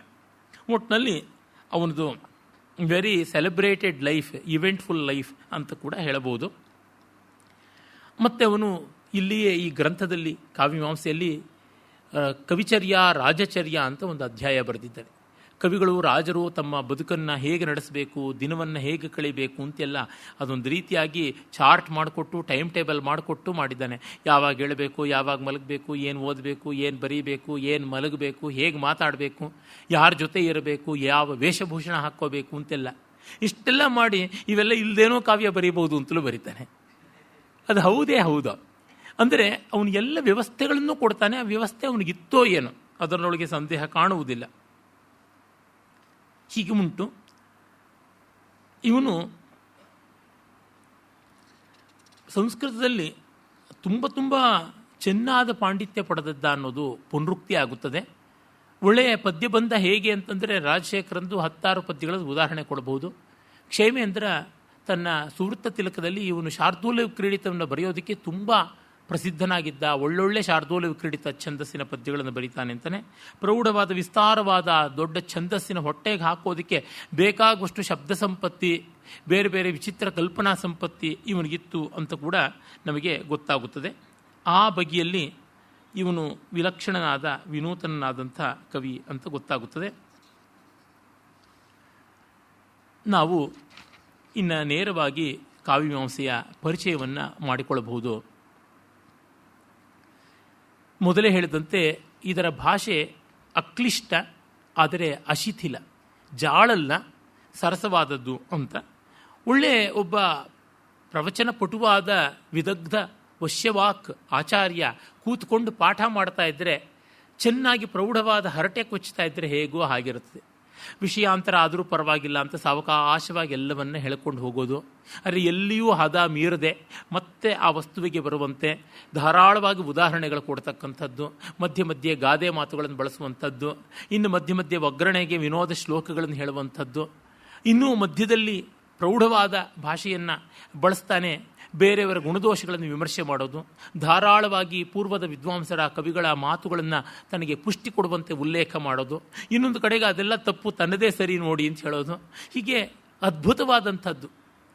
ಇವನು ತನಗೆ ಆದರ್ಶವಾಗಿ ಇಟ್ಟುಕೊಂಡಿದ್ದು ಆಚಾರ್ಯ ಕೌಟಿಲ್ಯ. ಇವನಿಗಿಂತ ಹತ್ತತ್ರ 1400 ವರ್ಷಗಳ ಹಿಂದೆ ಇದ್ದ ಭಗವಾನ್ ಕೌಟಿಲ್ಯನ ಅರ್ಥಶಾಸ್ತ್ರವನ್ನು, ಮತ್ತು ಇವನಿಗಿಂತ ಸುಮಾರು 600-700 ವರ್ಷಗಳ ಹಿಂದೆ ಇದ್ದಂಥ ಭಗವಾನ್ ವಾತ್ಸ್ಯಾಯನ ಮಹರ್ಷಿ, ಆತ ಬರೆದ ಕಾಮಸೂತ್ರ, ಅರ್ಥಸೂತ್ರ, ಕಾಮಸೂತ್ರ, ಅರ್ಥಶಾಸ್ತ್ರ, ಕಾಮಶಾಸ್ತ್ರಗಳೆರಡನ್ನೂ ಕೂಡ ಮೇಲ್ಪಂಕ್ತಿಯಾಗಿಟ್ಟುಕೊಂಡು ಅದರ ರೀತಿಯಲ್ಲಿ ಬರೆದಿದ್ದಾನೆ. ಅಂದರೆ ಅದರಿಂದ ಗೊತ್ತಾಗುತ್ತದೆ ಇವನು ಆ ಶಾಸ್ತ್ರಗಳು ಹೇಗೆ ಪುರುಷಾರ್ಥ ಪ್ರತಿಪಾದಕವಾದ ಶಾಸ್ತ್ರಗಳು, ತನ್ನ ಶಾಸ್ತ್ರವೂ ಹಾಗೆ ಪುರುಷಾರ್ಥ ಪ್ರತಿಪಾದಕವಾಗಬೇಕು ಅಂತ.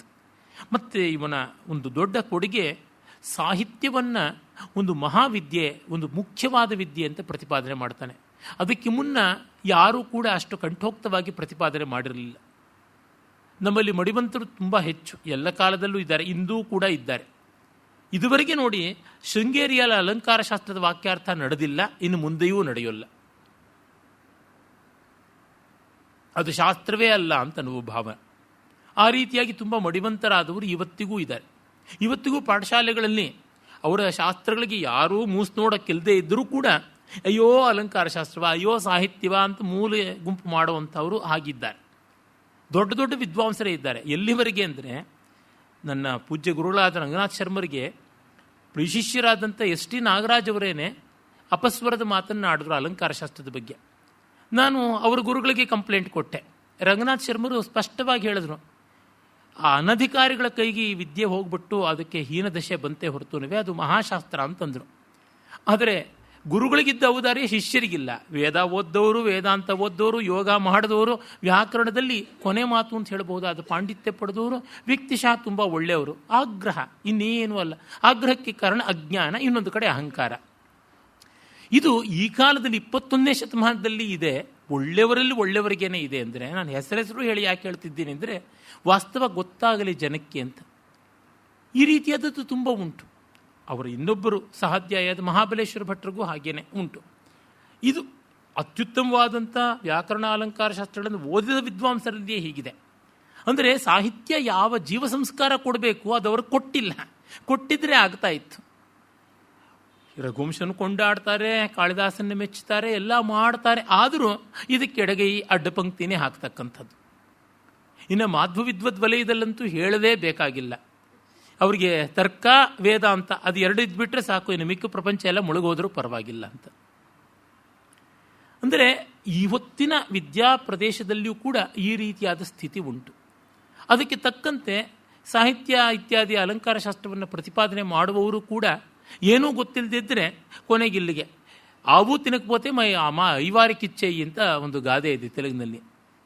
ಮುಂದು ಮನೆ ಇಂಟೆ ಆವು ಮುಂದರ ಪೆಟ್ಟು, ಏನೋ ಹಣ್ಣೋ ಕಾಯೋ ಇನ್ಯಾವುದೋ ಒಂದು ಪದಾರ್ಥವನ್ನು ನಮ್ಮ ಮನೆ ದನಕ್ಕೋ ಎಮ್ಮೆಗೋ ಮುಂದೆ ಇಡು, ಅದು ಮುಸ್ ನೋಡದೇ ಇದ್ದರೆ ಬ್ರಾಹ್ಮಣಿಗೆ ದಾನ ಕೊಡು ಅಂತ. ಹೀಗೆ ಭಗ್ನಾ ಕೃಷೇರ್ ಭಾಗವತಾ ಭವಂತಿ ಅಂತ ಯಾವುದಕ್ಕೂ ಪ್ರಯೋಜನಕ್ಕೆ ಬರದೇ ಇದ್ದವರು ಸಂಸ್ಕೃತಕ್ಕೆ ತಳ್ಳು, ಅದರೊಳಗೆ ಯಾವುದಕ್ಕೂ ಪ್ರಯೋಜನಕ್ಕೆ ಬರದೇ ಇದ್ದರೆ ಪೌರೋಹಿತ್ಯಕ್ಕೆ ಇಲ್ಲ ಅಲಂಕಾರ ಶಾಸ್ತ್ರಕ್ಕೆ ತಳ್ಳು ಅಂತ ಆಗಿ ಸಾಹಿತ್ಯ ವಿದ್ಯೆಗೆ ತುಂಬ ಹೀನಾಯವಾದ ಸ್ಥಿತಿ ಬಂತು. ಆ ಸಂದರ್ಭದಲ್ಲಿ ಇವನು ಗಟ್ಟಿಯಾಗಿ ನಿಂತು ಇಲ್ಲ, ಸಾಹಿತ್ಯವೂ ಒಂದು ದೊಡ್ಡ ವಿದ್ಯೆ ಅಂತ ಅನ್ನೋದನ್ನು ಪ್ರತಿಪಾದನೆ ಮಾಡ್ತಾನೆ. ಪುಣ್ಯವಶಾತ್ ಇವನಿಗೆ ಮುಂದೆ ಒಳ್ಳೆ ಉತ್ತರಾಧಿಕಾರಿಗಳು ಸಿಕ್ಕರು. ಅಪ್ಪೈ ದೀಕ್ಷಿತರಂಥ ಉತ್ತರಾಧಿಕಾರಿಗಳೇ ಸಿಗ್ತಾರೆ ಅಂತಂದರೆ ಅಲ್ಪ ಸ್ವಲ್ಪದ ಮಾತಲ್ಲ.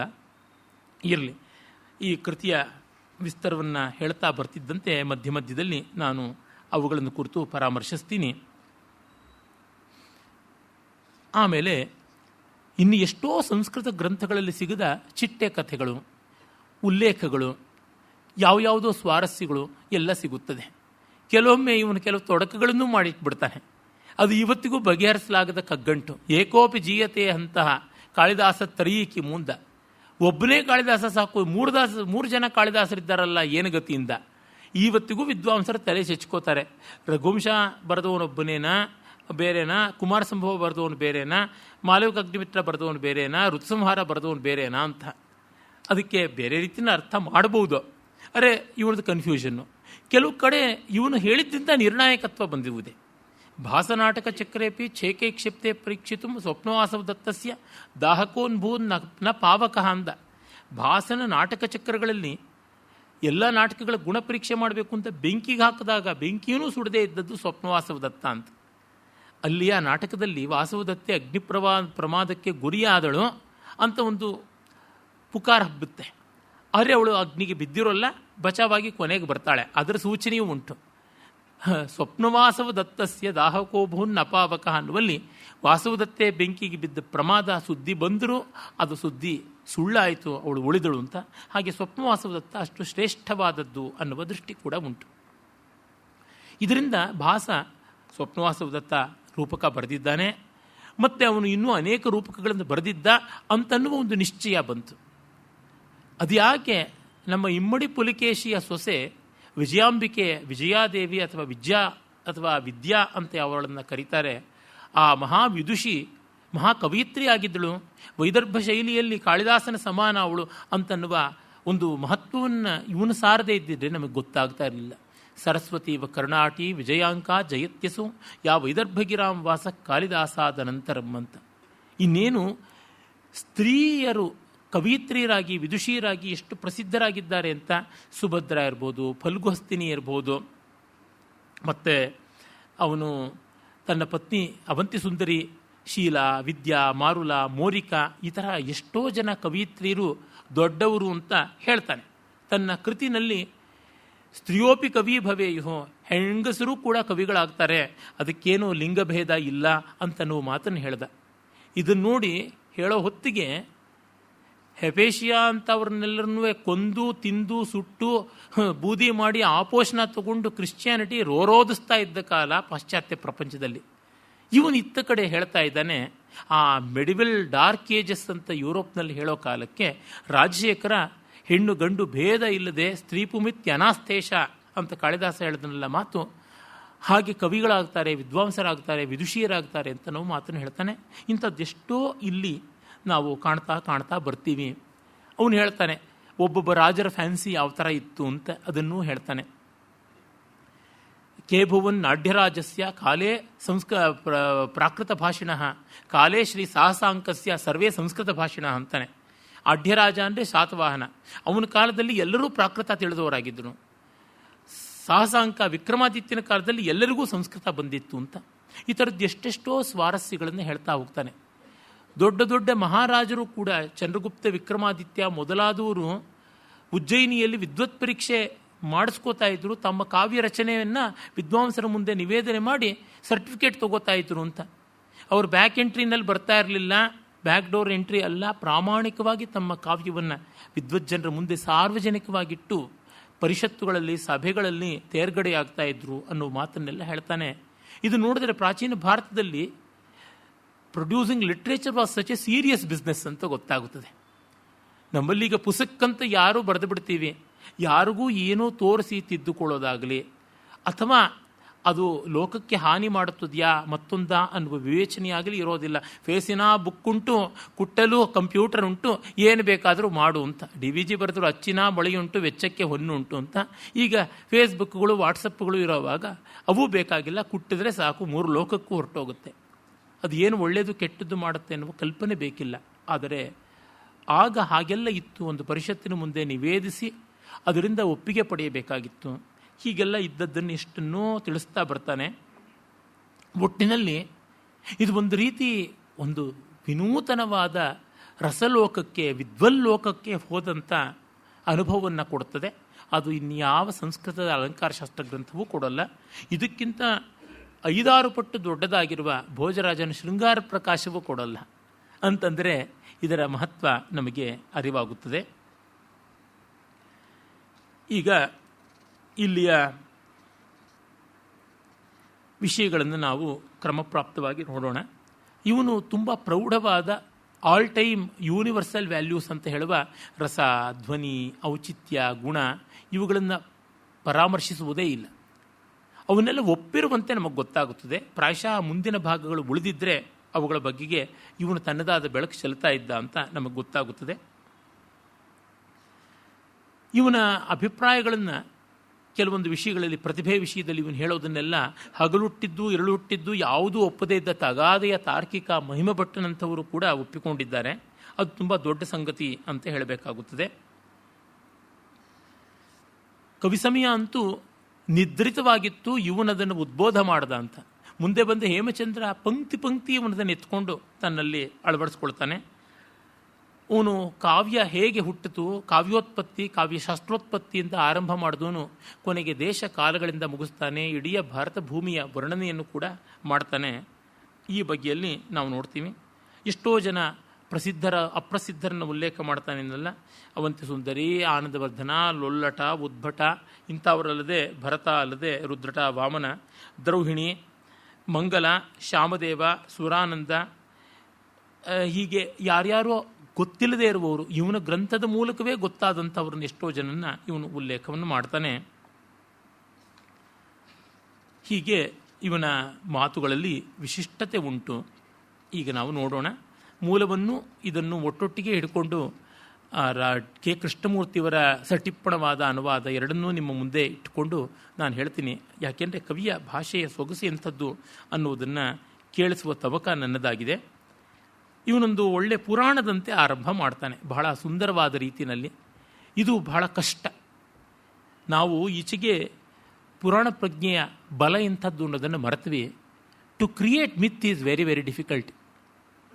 You can make statements, you can even develop theories very easily, but to make a myth is very difficult. ಯಾಕೆಂದರೆ ಒಂದು ಪುರಾಣವನ್ನು ಮಾಡಬೇಕು ಅಂದರೆ ಜನ ಸಮುದಾಯ ಪ್ರೀತಿಸಿ ಒಪ್ಪಬೇಕು, ಮತ್ತು ಅದು ಧ್ವನಿಪೂರ್ಣವಾಗಿ ಪರಂಪರೆಯಲ್ಲಿ ಹೊಸ ಹೊಸ ಅರ್ಥಗಳನ್ನು ಕೊಡ್ತಾ ಹೋಗಬೇಕು. A theory will not, a theory is always meant to get refuted. ಆದರೆ ಇದು ಹಾಗಲ್ಲ. ಪುರಾಣ ಅಲ್ಲಾಡ್ಸೋಕ್ಕಾಗಲ್ಲ. ಯಾಕೆಂದರೆ ನಾನು ಸುಳ್ಳು ಅಂತಲೇ ಹೇಳ್ಕೊಂಡು ಬರುತ್ತೆ, ನಾನು ಕಲ್ಪನೆ ಅಂತಲೇ ಹೇಳ್ಕೊಂಡು ಬರುತ್ತೆ. ಅದು ಮೈಗೆಲ್ಲ ಎಣ್ಣೆ ಸವರ್ಕೊಂಡು ಬರೋದ್ರಿಂದ ನೀವು ಎಲ್ಲಿ ಹಿಡಿದ್ರೂ ಅದು ಜಾರ್ಕೊಂಡು ಹೋಗ್ತಾ ಇರುತ್ತೆ. ಹಾಗಾಗಿ ಪುರಾಣಕ್ಕೆ ಒಂದು ಮನೋಹರವಾದ ಬಲ ಇದೆ. ಪುರಾಣದ ಮತ್ತೂ ಪರಿಷ್ಕೃತವಾದ ರೂಪ ಕಾವ್ಯ. ಪುರಾಣ ಜನ ಸಮುದಾಯದಲ್ಲಿ, ಜಾನಪದ ಜೀವನದಲ್ಲಿ ಹಾಸುಹೊಕ್ಕಾಗುತ್ತದೆ. ಒಂದು ಕಾವ್ಯ ಜನ ಸಮುದಾಯದಲ್ಲಿ ಹಾಸುಹೊಕ್ಕಾಗಿ ಅಪ್ರಬುದ್ಧರಲ್ಲಿ ಕೂಡ ತನ್ನ ನೆಲೆಯನ್ನು ಗಳಿಸಿದಾಗ ಅದು ಪುರಾಣ ಆಗುತ್ತೆ. ಹಾಗಲ್ಲದೆ ಒಂದು ಪುರಾಣ ರಸಮಯವಾದ ರಸಿಕರಿಗೆ, ಸಹೃದಯರಿಗೆ ಸಂವಾದಗೊಳ್ಳುವಂತೆ ಆದಾಗ ಅದು ಕಾವ್ಯ ಅಂತ ಆಗುತ್ತದೆ ಅಂತ ನನಗನ್ಸುತ್ತೆ. ಈ ದೃಷ್ಟಿಯಿಂದ ಕಂಡಾಗ ಶಾಸ್ತ್ರಕ್ಕೆ ಮತ್ತೆ ಮತ್ತೆ ಔಟ್ಡೇಟ್ ಆಗುವಂಥ ಸಾಧ್ಯತೆ ಇರುತ್ತದೆ. ಶಾಸ್ತ್ರ always comes with expiry date. ಯಾಕೆಂದರೆ ಪರಿಷ್ಕಾರ ಆಗ್ತಲೇ ಇರುತ್ತದೆ. ಕಾವ್ಯಕ್ಕೆ ಎಕ್ಸ್ಪೈರಿ ಡೇಟ್ ಇಲ್ಲ, ಪುರಾಣಕ್ಕೂ ಎಕ್ಸ್ಪೈರಿ ಡೇಟ್ ಇಲ್ಲ. ಆದರೆ ಪುರಾಣ ಒಂದು ಮಟ್ಟಕ್ಕೆ cultural memory and belief system ಅಂತೀವಲ್ಲ, ನಂಬಿಕೆ ಶ್ರದ್ಧೆಗಳನ್ನು ಆಧರಿಸಿರುತ್ತದೆ. ಅದರಿಂದ ಅದು ಸ್ವಲ್ಪ ಅಲ್ಲಾಡಬಹುದು. ಆದರೆ ಕಾವ್ಯ ಅಲ್ಲಾಡೋಕ್ಕೆ ಸಾಧ್ಯ ಇಲ್ಲ. ಎಲ್ಲಿವರೆಗೆ? ಮನುಷ್ಯರಾಗಿರೋವರೆಗೆ. ಎಲ್ಲಿ ಮನುಷ್ಯರ ಹಾರ್ಡ್ವೇರ್ನಲ್ಲಿ ಭಾವ ಅನ್ನುವುದು ಇರುತ್ತದೆಯೋ ಅಲ್ಲಿವರೆಗೂ ನಮ್ಮ ರಸಸಿದ್ಧಾಂತ, ಕಾವ್ಯ, ಕಲೆ ಇರುತ್ತದೆ. ಅವರ ಹಾರ್ಡ್ವೇರಲ್ಲಿಯೇ ಭಾವ ಅನ್ನೋದಿಲ್ಲ ಅಂತಂದರೆ ಮನುಷ್ಯನಾಗಿಲ್ಲ. ಆಗ ಕಲೆ ಬೇಕಿಲ್ಲ. ಅದು ಬೇರೊಂದು ರೀತಿ ಇರ್ಬೋದು, ಕೊಲೆಯೋ ಛಲವೋ ಯಾವುದೋ ಇರುತ್ತೆ. ಹೀಗಾಗುತ್ತದೆ. ಇವನು ಕಾವ್ಯ ಪುರುಷ ಮತ್ತು ಕಾವ್ಯೋತ್ಪತ್ತಿ ಹೇಗಾಯಿತು ಅಂತ ಆರಂಭವನ್ನು ಮಾಡ್ತಾನೆ. ಅದಕ್ಕೆ ಮೊದಲು ಶಾಸ್ತ್ರ ಸಂಗ್ರಹ ಅಂತ ವಾಟ್ ಆಲ್ ದಿಸ್ ಶಾಸ್ತ್ರ ಸೇಸ್ ಅಬೌಟ್ ಅಂತ ತೆಗೆದುಕೊಂಡು ಹೋಗ್ತಾನೆ. ಅಥಾತ ಕಾವ್ಯಂ ಮೀಮಾಂಸಯಿಷ್ಯಾಮಹೇ ಯಥೋಪದಿದೇಶ ಶ್ರೀಕಂಠ ಪರಮೇಷ್ಠಿ ವೈಕುಂಠಾದಿಭ್ಯ ಚತುಷ್ಷಷ್ಟಯೇ ಶಿಷ್ಯೇಭ್ಯ ಸ್ವಪಿ ಭಗವಾನ್ ಸ್ವಯಂಭೂ ಇಚ್ಛಾಜನ್ಮಭ್ಯ ಸ್ವಂತೇವಾಸಿಭ್ಯ. ಆ ಪರಮಾತ್ಮ ಶ್ರೀಕಂಠ ಮಹಾದೇವ ಅವನು ಬ್ರಹ್ಮ ಮತ್ತು ವಿಷ್ಣು ಇವರೆಲ್ಲರಿಗೂ ತನ್ನ ಮಾನಸಪುತ್ರರಾದಂಥ ಮಿಕ್ಕ ಶಿಷ್ಯರಿಗೆ 64 ಜನರಿಗೆ ಒಟ್ಟು ಉಪದೇಶ ಮಾಡ್ತಾನೆ. ಹಾಗೆ ಉಪದೇಶ ಮಾಡಿದಾಗ ಅವರಲ್ಲಿ ಸರಸ್ವತಿಯ ಮಗ ಸಾರಸ್ವತ ಅವನು ಮುಖ್ಯನಾಗ್ತಾನೆ. ತೇಷು ಸಾರಸ್ವತೇಯ ವೃಂದೀಯಸಾಮಪಿ ವಂದ್ಯ ಕಾವ್ಯಪುರುಷ ಆಸೀತ್. ಈ ಪರಮಾತ್ಮ ಮಹಾದೇವನ ಶಿಷ್ಯರಲ್ಲಿ ಕಾವ್ಯಪುರುಷ ಸಾರಸ್ವತೇಯ ಅಥವಾ ಸಾರಸ್ವತ, ಸರಸ್ವತಿಯ ಮಗ ಅವನು ಮುಖ್ಯನಾಗಿದ್ದ ಅಂತ ಹೇಳ್ಬಿಟ್ಟಂತಾನೆ. ಅವನನ್ನು ಕುರಿತು ಏನು ಅಂತ ಮುಂದೆ ಹೇಳ್ತಾನೆ. ಅಂದರೆ ಸರಸ್ವತಿಯ ಮೊದಲ ಮಗ ಸಾರಸ್ವತೇಯ. ಬ್ರಹ್ಮನಿಗೆ ಬೇಕಾದಷ್ಟು ಜನ ಮಾನಸಪುತ್ರರಿದ್ದಾರೆ. ನಾರದನೂ ಇದ್ದಾನೆ, ಸನಕ ಸನಂತನ ಸನಸುಜಾತರಿದ್ದಾರೆ, ನವಬ್ರಹ್ಮರಿದ್ದಾರೆ, ಬೇಕಾದಷ್ಟು ಜನ ಇದ್ದಾರೆ. ಆದರೆ ನಾವು ಎಲ್ಲ ಬ್ರಹ್ಮನ ಮಾನಸಪುತ್ರರಲ್ಲದೆ ಇದ್ದರೂ ಬ್ರಹ್ಮನ ಪುತ್ರರೇ ನಾವು, ಜಗತ್ತಲ್ಲಿ ಸೃಷ್ಟಿಗೊಂಡಂಥವರು. ಆದರೆ ಸರಸ್ವತಿಗೆ ಒಬ್ಬನೇ ಮಗ, ಅವನು ಸಾರಸ್ವತ. ನನ್ನ ಗೆಳೆಯ ಶಶಿಕಿರಣ್ ತುಂಬ ಒಳ್ಳೆಯ ಲೇಖನವನ್ನು ಬರೆದಿರೋದು ಈ ಸಂದರ್ಭದಲ್ಲಿ ನೆನೆಯಬೇಕು. ಅಲ್ಲಿಂದಲೂ ಕೆಲವು ವಿಷಯಗಳನ್ನು ಹೇಳ್ತೀನಿ. ಕಾವ್ಯ ಪುರುಷೋತ್ಪತ್ತಿ, ಕಾವ್ಯದ ಹಿಂದಿನ ಕಥೆ ಅಂತ ಈ ಕಾವ್ಯಮೀಮಾಂಸೆಯನ್ನು ಕುರಿತ ಒಂದು ಅಧ್ಯಾಯ ಕಾವ್ಯ ಪುರುಷೋತ್ಪತ್ತಿಯ ಬಗ್ಗೆ ಬರೆದಿರ್ತಕ್ಕಂಥದ್ದು. ಪ್ರೇಕ್ಷಾ ಜರ್ನಲ್ನಲ್ಲಿ ಅಂತರ್ಜಾಲದಲ್ಲಿ ಸಿಗುತ್ತದೆ ಪೂರ್ತಿ ಲೇಖನ, ಆಸಕ್ತರು ನೋಡಬಹುದು. ಆ ಪ್ರಕಾರ ನಮ್ಮ ಗೆಳೆಯ ಕಂಡುಕೊಂಡ ಒಂದು ಹೊಸ ಸ್ವಾರಸ್ಯ ಏನೆಂದರೆ, ಸರಸ್ವತಿಗೆ ಶಾಸ್ತ್ರಕ್ಕಿಂತ ಮುಂಚೆ ಹುಟ್ಟಿದ್ದು ಕಾವ್ಯ ಅಂತ, ಮತ್ತೆ ಸರಸ್ವತಿಗೆ ಹುಟ್ಟಿದ್ದು ಮಗ ಅನ್ನುವಂಥ ಸ್ವಾರಸ್ಯ. ಇದು ಬಹಳ ದೊಡ್ಡದು. ಮುಂದೆ ಇನ್ನೂ ಎಷ್ಟೋ ಸ್ವಾರಸ್ಯಗಳು ಅಲ್ಲಿ ಬರುತ್ತವೆ. ಹೀಗೆ ಆ ಪರಂಪರೆಯಲ್ಲಿ ಅವನು ಬಂದ. ಅವನು ಜ್ಞಾನಿಯಾಗಿದ್ದ, ಸರ್ವಜ್ಞ ಆಗಿದ್ದ. ತಂಚ ಸರ್ವಮಯಂ ಸರ್ವಸಮಯವಿದಂ ದಿವ್ಯೇನ ಚಕ್ಷುಷಾ ಭವಿಷ್ಯದರ್ಥ ದರ್ಶನಂ ಭೂರ್ಭವಸ್ವತ್ರಿತಯ ವರ್ತಿನೀಷು ಪ್ರಜಾಸು ಹಿತಕಾಮ್ಯೆಯ ಪ್ರಜಾಪತಿ ಕಾವ್ಯವಿದ್ಯಾ ಪ್ರವರ್ತನಾಯೇ ಪ್ರಾಯುಂಕ್ತ. ಅವನು ಎಲ್ಲವನ್ನೂ ಬಲ್ಲವನು, ಭೂತ ಭವಿಷ್ಯದ ವರ್ತಮಾನ ತಿಳಿದವನು, ಸರ್ವಜ್ಞ ಆಗಿದ್ದರಿಂದ ಅವನು ಕಾವ್ಯವಿದ್ಯೆಗೆ ಪ್ರವರ್ತಕ ಆಗಬೇಕು ಅಂತ ಹೇಳಿ ತಾನು ಅವನ ಮೂಲಕವಾಗಿ ಇದನ್ನು ಮಾಡ್ತಾನೆ. ಆಗ ಗ್ರಂಥ ರಚನೆ ಆಯಿತು. ಇಲ್ಲಿ ಬೇರೆ ಬೇರೆ ವಿಷಯಗಳು ಬಂದವು. ಕಾವ್ಯದಲ್ಲಿ ಬೇರೆ ಬೇರೆ ವಿಷಯ ಇರುತ್ತೆ. ಅದಕ್ಕೆ ಒಂದೊಂದಕ್ಕೂ ಕೂಡ ಒಬ್ಬೊಬ್ಬರು ಬೇರೆ ಬೇರೆಯವರೆಲ್ಲರೂ ಕೂಡ ಬರ್ತಾರೆ. ಒಂದೊಂದು ಋಷಿ ಪರಂಪರೆ ಎನ್ನುವಂತೆ ಹಾಗೆ ಬರ್ತಾರೆ. ಅದನ್ನೇ ಹೇಳ್ತಾನೆ. ತತ್ರ ಕವಿರಹಸ್ಯಂ ಸಹಸ್ರಾಕ್ಷ ಸಮಾಮ್ನಾಸೀತ್. ಸಹಸ್ರಾಕ್ಷ ಇಂದ್ರ ಇರಬಹುದು, ಅವನು ಕವಿರಹಸ್ಯವನ್ನು ಹೇಳ್ದ. 1000 ಕಣ್ಣುಳ್ಳವನು ಕವಿಯ ರಹಸ್ಯವನ್ನು ಉದ್ಘಾಟನೆ ಮಾಡೋದು ತುಂಬ ಚೆನ್ನಾಗಿದೆ, ಧ್ವನಿಪೂರ್ಣವಾಗಿದೆ. ಕಾವ್ಯ ರಹಸ್ಯಕ್ಕೆ ಎಷ್ಟು ಕಣ್ಣಿದ್ರೂ ಸಾಕು, ಮೈಯೆಲ್ಲ ಕಣ್ಣಾಗಿ ನೋಡಬೇಕು. ಔಕ್ತಿಕಂ ಉಕ್ತಿಗರ್ಭ ಅಂತ, ಮಾತಿಗೆ ಸಂಬಂಧಪಟ್ಟ ಸೊಗಸನ್ನು ಉಕ್ತಿಗರ್ಭ ಅನ್ನುವ ಆಚಾರ್ಯ ಹೇಳ್ದ. ರೀತಿ ನಿರ್ಣಯಂ ಸುವರ್ಣನಾಭ. ರೀತಿಗಳು ಬೇರೆ ಬೇರೆ ಬರವಣಿಗೆ ಸ್ಟೈಲ್ಸ್ ಅಂತ ಇರುತ್ತವಲ್ಲ, ಅದು ಲಾಟಿಯ ರೀತಿ ಇರ್ಬೋದು, ವೈದರ್ಭ ರೀತಿ ಇರ್ಬೋದು, ಗೌಡ ರೀತಿ ಇರ್ಬೋದು, ಅಂಥದ್ದೆಲ್ಲ ಆ ರೀತಿಗಳನ್ನು. ಅನುಪ್ರಾಸಾದಿಕಂ ಪ್ರಚೇತಾಯನಃ ಯಮಕಾನಿ ಚಿತ್ರಂ ಚಿತ್ರಾಂಗದ ಶಬ್ದಶ್ಲೇಷಂ ಶೇಷಃ ವಾಸ್ತವಂ ಪುಲಸ್ತ್ಯ ಔಪಮ್ಯಂ ಔಪಕಾಯನಃ ಅತಿಶಯಂ ಪರಶರಃ ಅರ್ಥಶ್ಲೇಷಂ ಉತಥ್ಯ ಉಭಯಾಲಂಕಾರಿಕಂ ಕುಬೇರಃ ವೈನೋದಿಕಂ ಕಾಮದೇವಃ ರೂಪನಿರೂಪಣೀಯಂ ಭರತಃ ರಸಾಧಿಕಾರಿಕಂ ನಂದಿಕೇಶ್ವರಃ ದೋಷಾಧಿಕರಣಂ ಧಿಷಣಃ ಗುಣೋಪದಾನಿಕಂ ಉಪಮನ್ಯುಃ ಔಪನಿಷದಿಕಂ ಕುಚಮಾರಃ ಇತಿ ತತಸ್ಥೆ ಪೃಥಕ್ ಪೃಥಕ್ ಸ್ವಶಾಸ್ತ್ರಾಣಿ ವಿರಚಯಾಂಚಕ್ರು ಅಂತ ಬೇರೆ ಬೇರೆ ಬೇರೆ ಬೇರೆ ಶಾಸ್ತ್ರಗಳನ್ನು ಈ ಕಾವ್ಯ ಮೀಮಾಂಸೆಗೆ ಸಂಬಂಧಪಟ್ಟಿದ್ದನ್ನು ಬೇರೆ ಬೇರೆಯವರು ಬರೆದರು ಅಂತ. ಇದನ್ನು ಮುಂದಿನ ವಿದ್ವಾಂಸರು ಎಲ್ಲ ಇದು ಶಬ್ದಾಲಂಕಾರಕ್ಕೆ ಬಂದಿರೋದು, ಶ್ಲೇಷಾಲಂಕಾರವನ್ನು ಶೇಷ ಹೇಳ್ದ, ಉಕ್ತಿಗರ್ಭ ಉಕ್ತಿ ವಿಚಾರವನ್ನು ಹೇಳ್ದ, ಮತ್ತು ಚಿತ್ರಕಾವ್ಯವನ್ನು ಚಿತ್ರಾಂಗದ ಹೇಳ್ದ. ಅಂದರೆ ಶಬ್ದದ ನಾದದಿಂದ ಬಂದಿರುವಂಥದ್ದು ಇದೆಲ್ಲ ವಾಸ್ತವ ಅಲ್ಲ ಅಂತ. ಅದೇ ಪುರಾಣದ ಲಕ್ಷಣ, ಇದ್ಯಾವುದು ವಾಸ್ತವ ಅಲ್ಲ. ಆದರೆ ಇಂಥವನ್ನೆಲ್ಲ ಋಷಿಪ್ರಣೀತವಾದದ್ದು ಅಂತ ಗೌರವಿಸಿದರು. ಇದು ನಮ್ಮ ಪರಂಪರೆಯ ದೊಡ್ಡತನ. ಜನೋಪಯೋಗಿಯಾದ ಲೋಕಹಿತ ಕಾರಕವಾದ ಎಲ್ಲ ವಿದ್ಯೆಯೂ ಋಷಿ ಪ್ರಣೀತ, ಎಲ್ಲವೂ ವೇದ ಸ್ವರೂಪ ಅಂತ. ಇದು ಎಲ್ಲಿದೆ? ಇಸ್ಲಾಂನಲ್ಲಿ ಆಗಲಿ ಕ್ರಿಶ್ಚಿಯಾನಿಟಿನಲ್ಲಾಗಲಿ ಅನದರ್ ಬೈಬಲ್ ಅನದರ್ ಕುರಾನ್ ಅಂತ ಹೇಳುವ ಸಾಧ್ಯತೆ ಇದೆಯಾ? ನಮ್ಮಲ್ಲಿ ಪಂಚಮ ವೇದ ಅಂತ ಒಂದು 50 ಶಾಸ್ತ್ರಗಳಿವೆ. 50ಕ್ಕೂ ಹೆಚ್ಚು ಶಾಸ್ತ್ರಗಳನ್ನು ಪಂಚಮ ವೇದ ಅಂತ ಕರೀತಾರೆ. ನಾನು ಎಷ್ಟೋ ಬಾರಿ ಹೇಳಿದ್ದೀನಿ, RN ಜೈಗೋಪಾಲ್ ಅವರು ಪ್ರೇಮದನಾದವನ್ನು ಪಂಚಮ ವೇದ ಅಂದಿದ್ದಾರೆ. ನಾವು ಯಾರೂ ಫತ್ವ ಹೊರಡಿಸಿಲ್ಲ. ಪಂಚಮ ವೇದ ಪ್ರೇಮದನಾದ ಅಂತ ಗೆಜ್ಜೆ ಪೂಜೆಯಲ್ಲಿ 2 ಸರ್ತಿ ಬರ್ತಕ್ಕಂಥ ಹಾಡು. PB ಶ್ರೀನಿವಾಸು, S ಜಾನಕಿ ಇಬ್ಬರು ಹಾಡ್ತಾರೆ. ಅಂದರೆ ನಾಟ್ಯಶಾಸ್ತ್ರವೂ ಪಂಚಮವೇದ, ಮಹಾಭಾರತವೂ ಪಂಚಮವೇದ, ಎಲ್ಲಕ್ಕೂ ಪಂಚಮವೇದ ಅಂತ ಅನ್ನುವುದು. ಅಂದರೆ ಪಂಚಮವೇದ ಅಂತಕ್ಕಂಥದ್ದು never ending slot, it's an infinite slot. ಎಲ್ಲ ಬಂದದ್ದಕ್ಕೆ ಅವಕಾಶವಾಗ್ತಾ ಆಗ್ತಾ ಹೋಗುತ್ತದೆ ಎನ್ನುವ ಅರ್ಥದಲ್ಲಿ. ಹಾಗೆ ಈ ಜ್ಞಾನ ರಾಶಿ ಎಲ್ಲವೂ ವೇದವೇ. ವೇದ ಅನ್ನುವ ಏಕವಚನ ಶಬ್ದ ವೇದ ಅಂತ ಆದರೆ ಜ್ಞಾನ ಅಂತ. ವೇದ ಅಂದರೆ ಋಗ್ಯಜುಸ್ಸಾಮಾಥರ್ವ ಅನ್ನುವ ಚತುರ್ವೇದ ಅಂತ.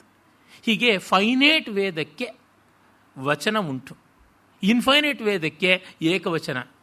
ಅದು ಅನೇಕ ವೇದಗಳನ್ನು ಇನ್ಫೈನೈಟ್ ಆಗಿ ಅನಂತವಾಗಿ ಹೇಳತಕ್ಕಂಥದ್ದು ಅನ್ನುವ ದೃಷ್ಟಿ ಉಂಟು. ಮತ್ತಿಲ್ಲೊಂದು ಸ್ವಾರಸ್ಯ ಇದೆ.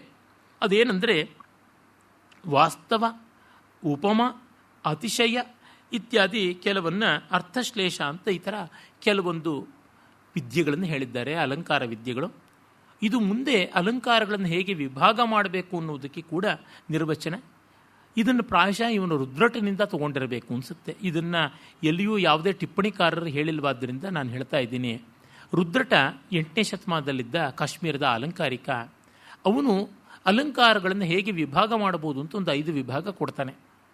ಔಪಮ್ಯ ಮೂಲ, ಅಂದರೆ ಸಾದೃಶ್ಯ ಮೂಲ, ವಿರೋಧ ಮೂಲ, ನ್ಯಾಯ ಮೂಲ, ಶೃಂಖಲಾ ಮೂಲ ಅಂತೆಲ್ಲ ವಿಭಾಗ ಮಾಡ್ತಾನೆ. ಶ್ಲೇಷ ಅಂತ ಅಂದರೆ ಕೆಲವು ಅಲಂಕಾರಗಳನ್ನು ಹೋಲಿಕೆಯಿಂದ ಮಾಡ್ತೀವಿ, ಸಾಮ್ಯದಿಂದ. ಇನ್ನು ಕೆಲವನ್ನ ವೈಷಮ್ಯದಿಂದ ಮಾಡ್ತೀವಿ, ವಿರೋಧದಿಂದ ಮಾಡ್ತೀವಿ. ಇನ್ನು ಕೆಲವನ್ನ ನ್ಯಾಯಮೂಲ ಅಂದರೆ ಒಂದು ತರ್ಕ ಪದ್ಧತಿಯಲ್ಲಿ ನಡೆಸಿದಾಗ ಒಂದು ಅಲಂಕಾರ ಅಂತ ಗೋಚರವಾಗುತ್ತದೆ. ಮತ್ತು ಇನ್ನು ಕೆಲವನ್ನ ರಿಯಾಲಿಟಿ, ವಾಸ್ತವದ ಮೇಲೆ ಮಾಡುವಂಥದ್ದಾಗುತ್ತದೆ. ಮತ್ತು ಇನ್ನು ಕೆಲವನ್ನ ಶ್ಲೇಷದ ಮೇಲೆ ಮಾಡುವುದಾಗುತ್ತದೆ, ಪನ್ ಅದರ ಮೇಲೆ ಮಾಡುವುದಾಗುತ್ತದೆ ಅಂತ. ಉದಾಹರಣೆಗೆ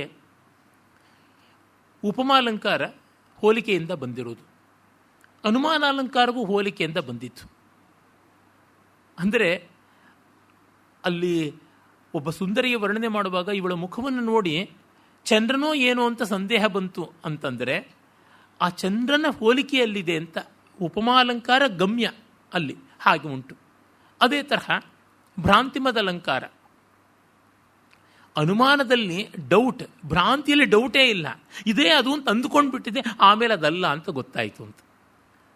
ಪಲಾಶ ಕುಸುಮ ಭ್ರಾಂತ್ಯ ಶುಕತುಂಡೇ ಪತತ್ಯಲಿ ಸೋಪಿ ಜಂಬೂ ಫಲಭ್ರಾಂತ್ಯ ತಮಲಿಂ ಧರ್ತುಮಿಚ್ಛತಿ. ಮುತ್ತುಗದ ಹೂವು ಅದು ತುಂಬ ಸುಂದರವಾದದ್ದು, ಅದರೊಳಗೆ ಮಕರಂದ ಇರುತ್ತದೆ, ಅದರಲ್ಲಿ ಮಕರಂದವನ್ನು ಹೀರಬೇಕು ಅಂತ ಒಂದು ದುಂಬಿ ಗಿಣಿಯ ಕೊಕ್ಕಿನ ಹತ್ತಿರ ಹೋಗಿ ಸುಳೀತು. ಗಿಣಿಯ ಮೈಯಿ ಹಸಿರು ಬಣ್ಣ, ಎಲೆಗಳು ಅಂತ ಅಂದುಕೊಂಡಿತು. ಕೊಕ್ಕು ಡೊಂಕಾಗಿರುತ್ತದೆ, ಮುತ್ತುಗದ ಹೂವು ಹಾಗೇ ಇರುತ್ತದೆ.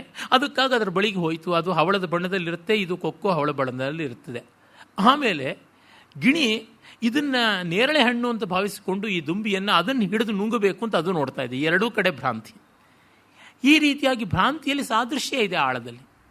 ಇನ್ನು ವೈಸದೃಶ್ಯ, ವಿರೋಧ, ಕಾಂಟ್ರಾಸ್ಟನ್ನು ತೋರಿಸ್ತಕ್ಕಂಥದ್ದು. ಅದು ಸಿಮಿಲ್ಯಾರಿಟಿ ಇನ್ ನೆಗೆಟಿವ್ ಸೆನ್ಸ್ ಅಂತಂದರೆ ಆ similarity in the other Axis, other end of the Axis ಅಂತ ಕರಿಬಹುದು. ಹಾಗಿರ್ತಕ್ಕಂಥದ್ದು. ಅಂದರೆ ನಾವು ಹೇಳ್ತೀವಲ್ಲ, ಕೈಲಾಸಂ ಅವ್ರ ಜೋಕ್ ಪ್ರಕಾರವಾಗಿ the answer is in the negative ಅಂತ. ಅವನು ಬಂಡವಾಳವಿಲ್ಲದ ಬಡಾಯಿಯಲ್ಲಿ ಅಹೋಬಲು ಅಂತ ಇರ್ತಾನೆ ವಕೀಲ. ಅವನ ಮಗ ಮುದ್ದುಮಣಿ ಅಂತ ಕಪ್ಪಗಿರ್ತಾನೆ. ಅವನ ಹಣೆಗೆ ಬೆಳ್ಳಿಗೇನೋ ಕಾಣಿಸುವಂತೆ ಹೆಂಡತಿ ಮೆತ್ತಿಟ್ಟಿರ್ತಾಳೆ.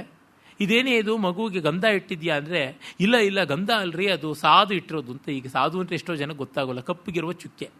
ಇವನು ಕಪ್ಪೆಷ್ಟಂದರೆ ಆ ಸಾಧು ಬೆಳ್ಳಕ್ಕೆ ಕಾಣಿಸೋಷ್ಟು. ಆಗ ಓಹೋ ಹೌದಾ ಅಂತ ಹೇಳಿಬಿಟ್ಟು ಆಶ್ಚರ್ಯಪಟ್ಟು ಅವನ ಬಣ್ಣದ ವೈಭವನ ಮೆಚ್ಚಿಕೊಳ್ತಾ ಹೋಗ್ತಾನೆ. ಆಮೇಲೆ ಏನೋ ಮಗ ಬೆಳಗಿಲ್ವಾ, ನೀವೇನು ಹೀಗಂತೀರಾ ಅಂದರೆ ಹೌದು ಹೌದು, ದ ಆನ್ಸರ್ ಇಸ್ ನೆಗೆಟಿವ್ ಅಂತ. ಫೋಟೋ ತೆಗೆಸಿದ್ರೆ ನೆಗೆಟಿವ್ನಲ್ಲಿ ಬೆಳ್ಳಕ್ಕೆ ಕಾಣಿಸ್ತಾನೆ ಅಂತಲೂ ಒಂದು ಅರ್ಥ. ಇವಾಗ ಥರ ಇಲ್ಲ, ಈಗ ಬೇರೆ ಡಿಜಿಟಲ್ ಫೋಟೋಗ್ರಫಿ ಬಂದಿದೆ. ದ ಆನ್ಸರ್ ಇಸ್ ನೆಗೆಟಿವ್ ಅಂತನ್ನುವಾಗ ಅದು ನಿಷೇಧಾರ್ಥಕವಾಗಿ ಅಂತ ಒಂದು ಅರ್ಥ, ಫೋಟೋಗ್ರಫಿನಲ್ಲಿ ನೆಗೆಟಿವ್ನಲ್ಲಿ ಬೆಳಗಿರೋದು ಅಂತ. ಈ ಥರದ್ದೆಲ್ಲ ಚಮತ್ಕಾರಗಳು ಬರ್ತವೆ.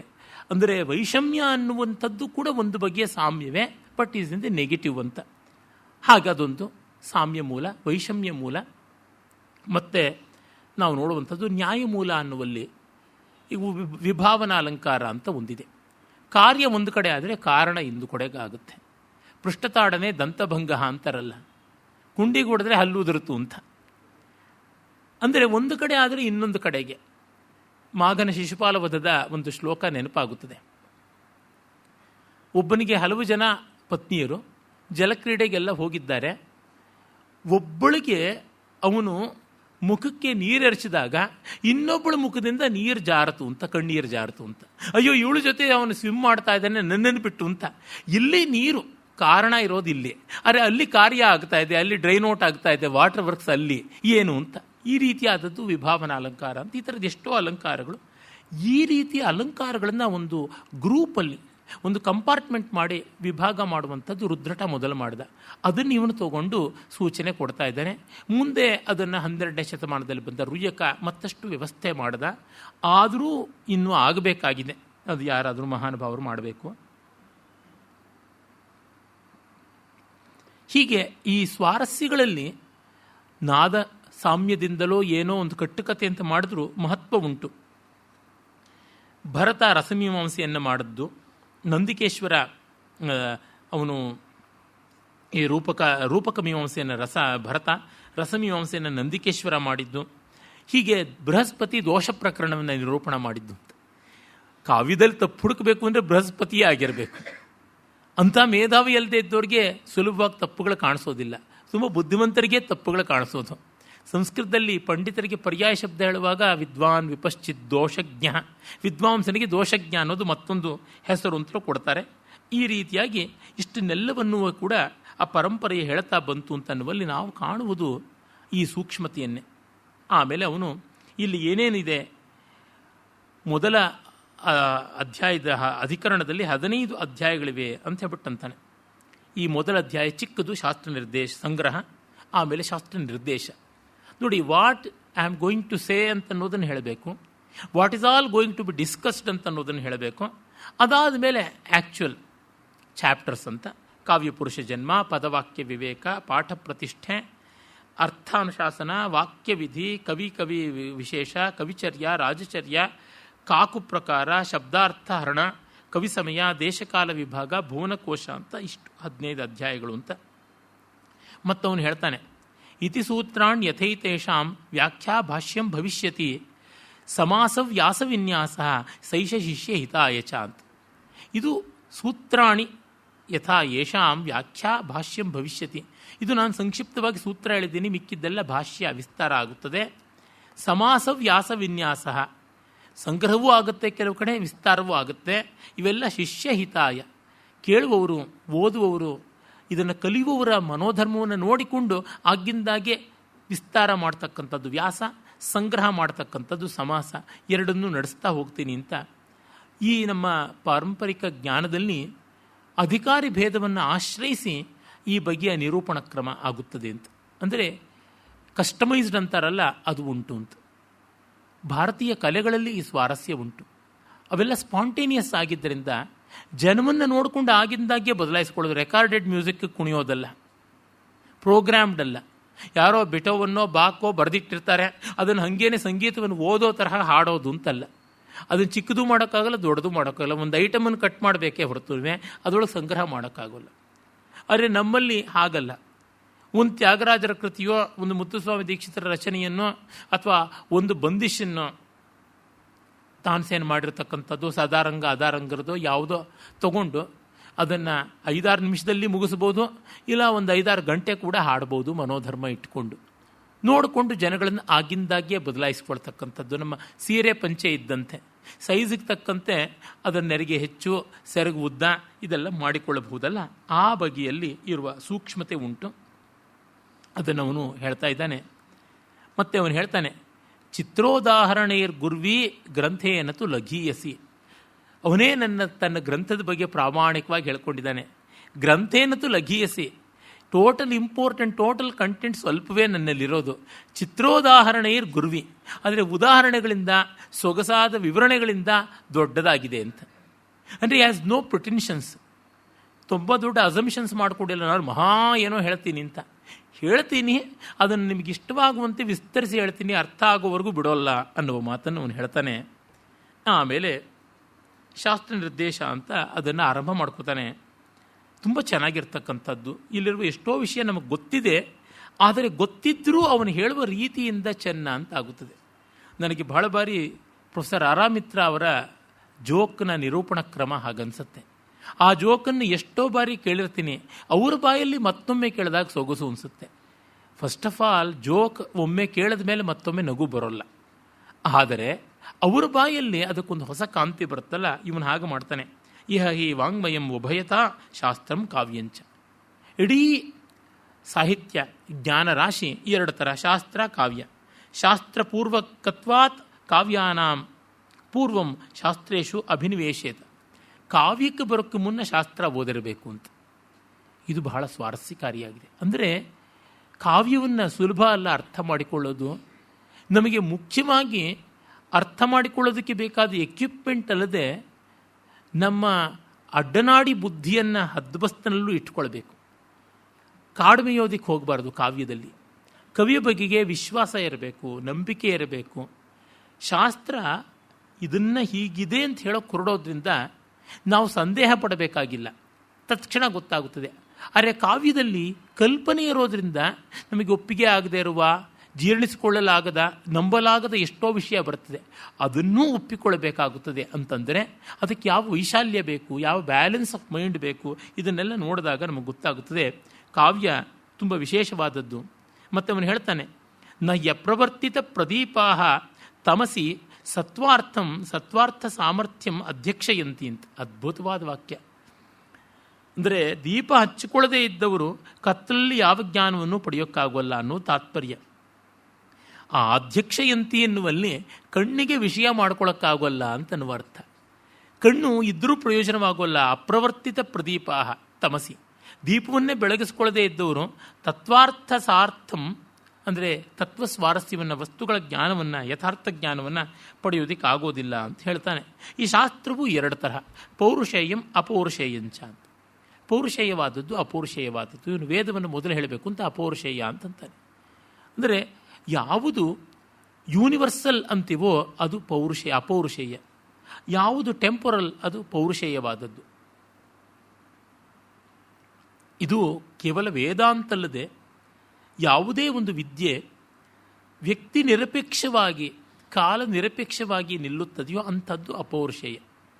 ಉದಾಹರಣೆಗೆ ಶುಂಠಿ ಎಲ್ಲಿಯೂ ಉಷ್ಣಕಾರಿಯೇ, ಶುಂಠಿ ಎಲ್ಲೂ ಘಾಟಾಗಿರುತ್ತದೆ, ಮೆಣಸು ಘಾಟಾಗಿರುತ್ತದೆ, ಜೇನುತುಪ್ಪ ಎಲ್ಲ ಕಡೆಯಲ್ಲೂ ಸಿಹಿ. ಅದು ಅಂಟಾರ್ಟಿಕಾದಲ್ಲೂ ಸಿಹಿ, ಆಸ್ಟ್ರೇಲಿಯಾದಲ್ಲೂ ಸಿಹಿ, ಅಥವಾ ನಾರ್ತ್ ಪೋಲಲ್ಲೂ ಸಿಹಿ, ಇಲ್ಲವೇ ಬೆಂಗಳೂರಿನಲ್ಲೂ ಸಿಹಿ ಅನ್ನುವಂತೆ ಅದಿರುತ್ತದೆ. ಇದು ವಸ್ತುತಂತ್ರ ಅಂತನ್ನುವಂತೆ. ಅಪೌರುಷೇಯಕ್ಕೂ ವಸ್ತುತಂತ್ರಕ್ಕೂ ಅವಿನಾಭಾವ ಸಂಬಂಧ ಉಂಟು. ವೇದ ಅಪೌರುಷೇಯ ಅಂತಾದಲ್ಲಿ ಅದು ವಸ್ತುತಂತ್ರವಾಗಿದ್ದರೆ ಮಾತ್ರ. ವಸ್ತುತಂತ್ರತ್ವ ಸ್ವಲ್ಪಕ್ಕೆ ಮಾತ್ರ ಇರುತ್ತದೆ, ಮಿಕ್ಕಿದ್ದಕ್ಕೆಲ್ಲ ಅರ್ಥವಾದತ್ವ ಅಂತ ಬರುತ್ತದೆ, ಅದು ಬೇರೆ. ಇನ್ನು ಕೆಲವು ನಾವು ಮಾಡಿಕೊಂಡಂಥ ಕನ್ವೆನ್ಷನ್ಸು, ನಮ್ಮ ಟ್ರಾಫಿಕ್ ರೂಲ್ಸ್ ಇರ್ಬೋದು, ನಮ್ಮ ಗೌರ್ಮೆಂಟ್ ಕಾನೂನು ಕಟ್ಟಲೆ, ನಮ್ಮ ಸಂವಿಧಾನ, ಈ ಥರದ್ದು ಕಾಲ ಕಾಲಕ್ಕೆ ಬದಲಾಗುತ್ತದೆ. ಅದು ಪೌರುಷೇಯವಾದದ್ದು ಅನ್ನುವುದು. ಹಾಗೆ ಎರಡು ವಿಭಾಗ. ಸಾಚ ಮಂತ್ರಬ್ರಾಹ್ಮಣೆ, ಅಪೌರುಷೇಯಂ ಶ್ರುತಿ, ಅಪೌರುಷೇಯ ವೇದ, ಅಲ್ಲಿ ಮಂತ್ರಬ್ರಾಹ್ಮಣ ಅಂತ ಎರಡು ವಿಭಾಗ ಉಂಟು ಅಂತ ಹೀಗೆ ವಿಸ್ತರಿಸಿಕೊಂಡು ಹೋಗ್ತಾನೆ. ತಾತ್ಪರ್ಯವನ್ನು ನಾನು ಹೇಳ್ತಾ ಬರ್ತೀನಿ. ವೇದದಲ್ಲಿ ವೇದ ಯಾವ ರೀತಿ ಬಳಕೆಗಾಗುತ್ತದೆ, ಆ ಬಳಕೆಯ ಕ್ರಮ ಅನ್ನುವಂಥದ್ದು ಬ್ರಾಹ್ಮಣ ಭಾಗ ಅಂತ. How the content of Veda is going to be applied ಅಂತನ್ನುವಂಥದ್ದು. What is the content of Veda? ಅದು ಭಗವತ್ ಸ್ತುತಿ ಮುಖ್ಯವಾಗಿ. ತತ್ವ ಮತ್ತು ಸ್ತುತಿ. ತತ್ವ ಜ್ಞಾನಕಾಂಡ, ಸ್ತುತಿ ಭಕ್ತಿಕಾಂಡ. ಈ ಸ್ತುತಿಯನ್ನು ಅನ್ವಯ ಮಾಡುವಂಥದ್ದು ಕರ್ಮಕಾಂಡ ಅಂತ ಅನಿಸಿಕೊಳ್ಳುತ್ತದೆ. ಹೀಗೆ ಮೂರು ಬಗೆಯಲ್ಲಿ ಉಂಟು. ಅದೆಲ್ಲ ಮಂತ್ರ ಬ್ರಾಹ್ಮಣಗಳಲ್ಲಿ ಬರ್ತದೆ. ಆ ಜ್ಞಾನಕಾಂಡ ಅನ್ನುವುದು ಬ್ರಾಹ್ಮಣದ ಕೊನೆಯ ಭಾಗವಾದ ಉಪನಿಷತ್ತುಗಳಲ್ಲಿ, ಆರಣ್ಯಕಗಳಲ್ಲಿ ಸೇರಿಕೊಳ್ಳುತ್ತವೆ. ಮತ್ತು ಇಲ್ಲಿ ಋಕ್ಕು, ಯಜಸ್ಸು, ಸಾಮ ಅಂತ 3. ಋಕ್ಕಲ್ಲಿ ಪದ್ಯ, ಯಜಸ್ಸಲ್ಲಿ ಗದ್ಯ, ಸಾಮದಲ್ಲಿ ಗೀತ. ಯಾವುದೇ ವಾಂಗ್ಮಯದಲ್ಲಿ ಪದ್ಯ, ಗದ್ಯ, ಗೀತ ಅಂತ 3 ವರ್ಸ್, ಪ್ರೋಸ್, ಸಾಂಗ್ ಅಂತ ಹೇಳ್ತೀವಲ್ಲ, ಆ ಥರ ಇರುತ್ತದೆ. ಅದು 3 ಸೇರಿರುವ ತದ್ಭಿನ್ನವಾದಂಥ ಭಾಗ, ಅದು ಅಥರ್ವ ಅಂತ.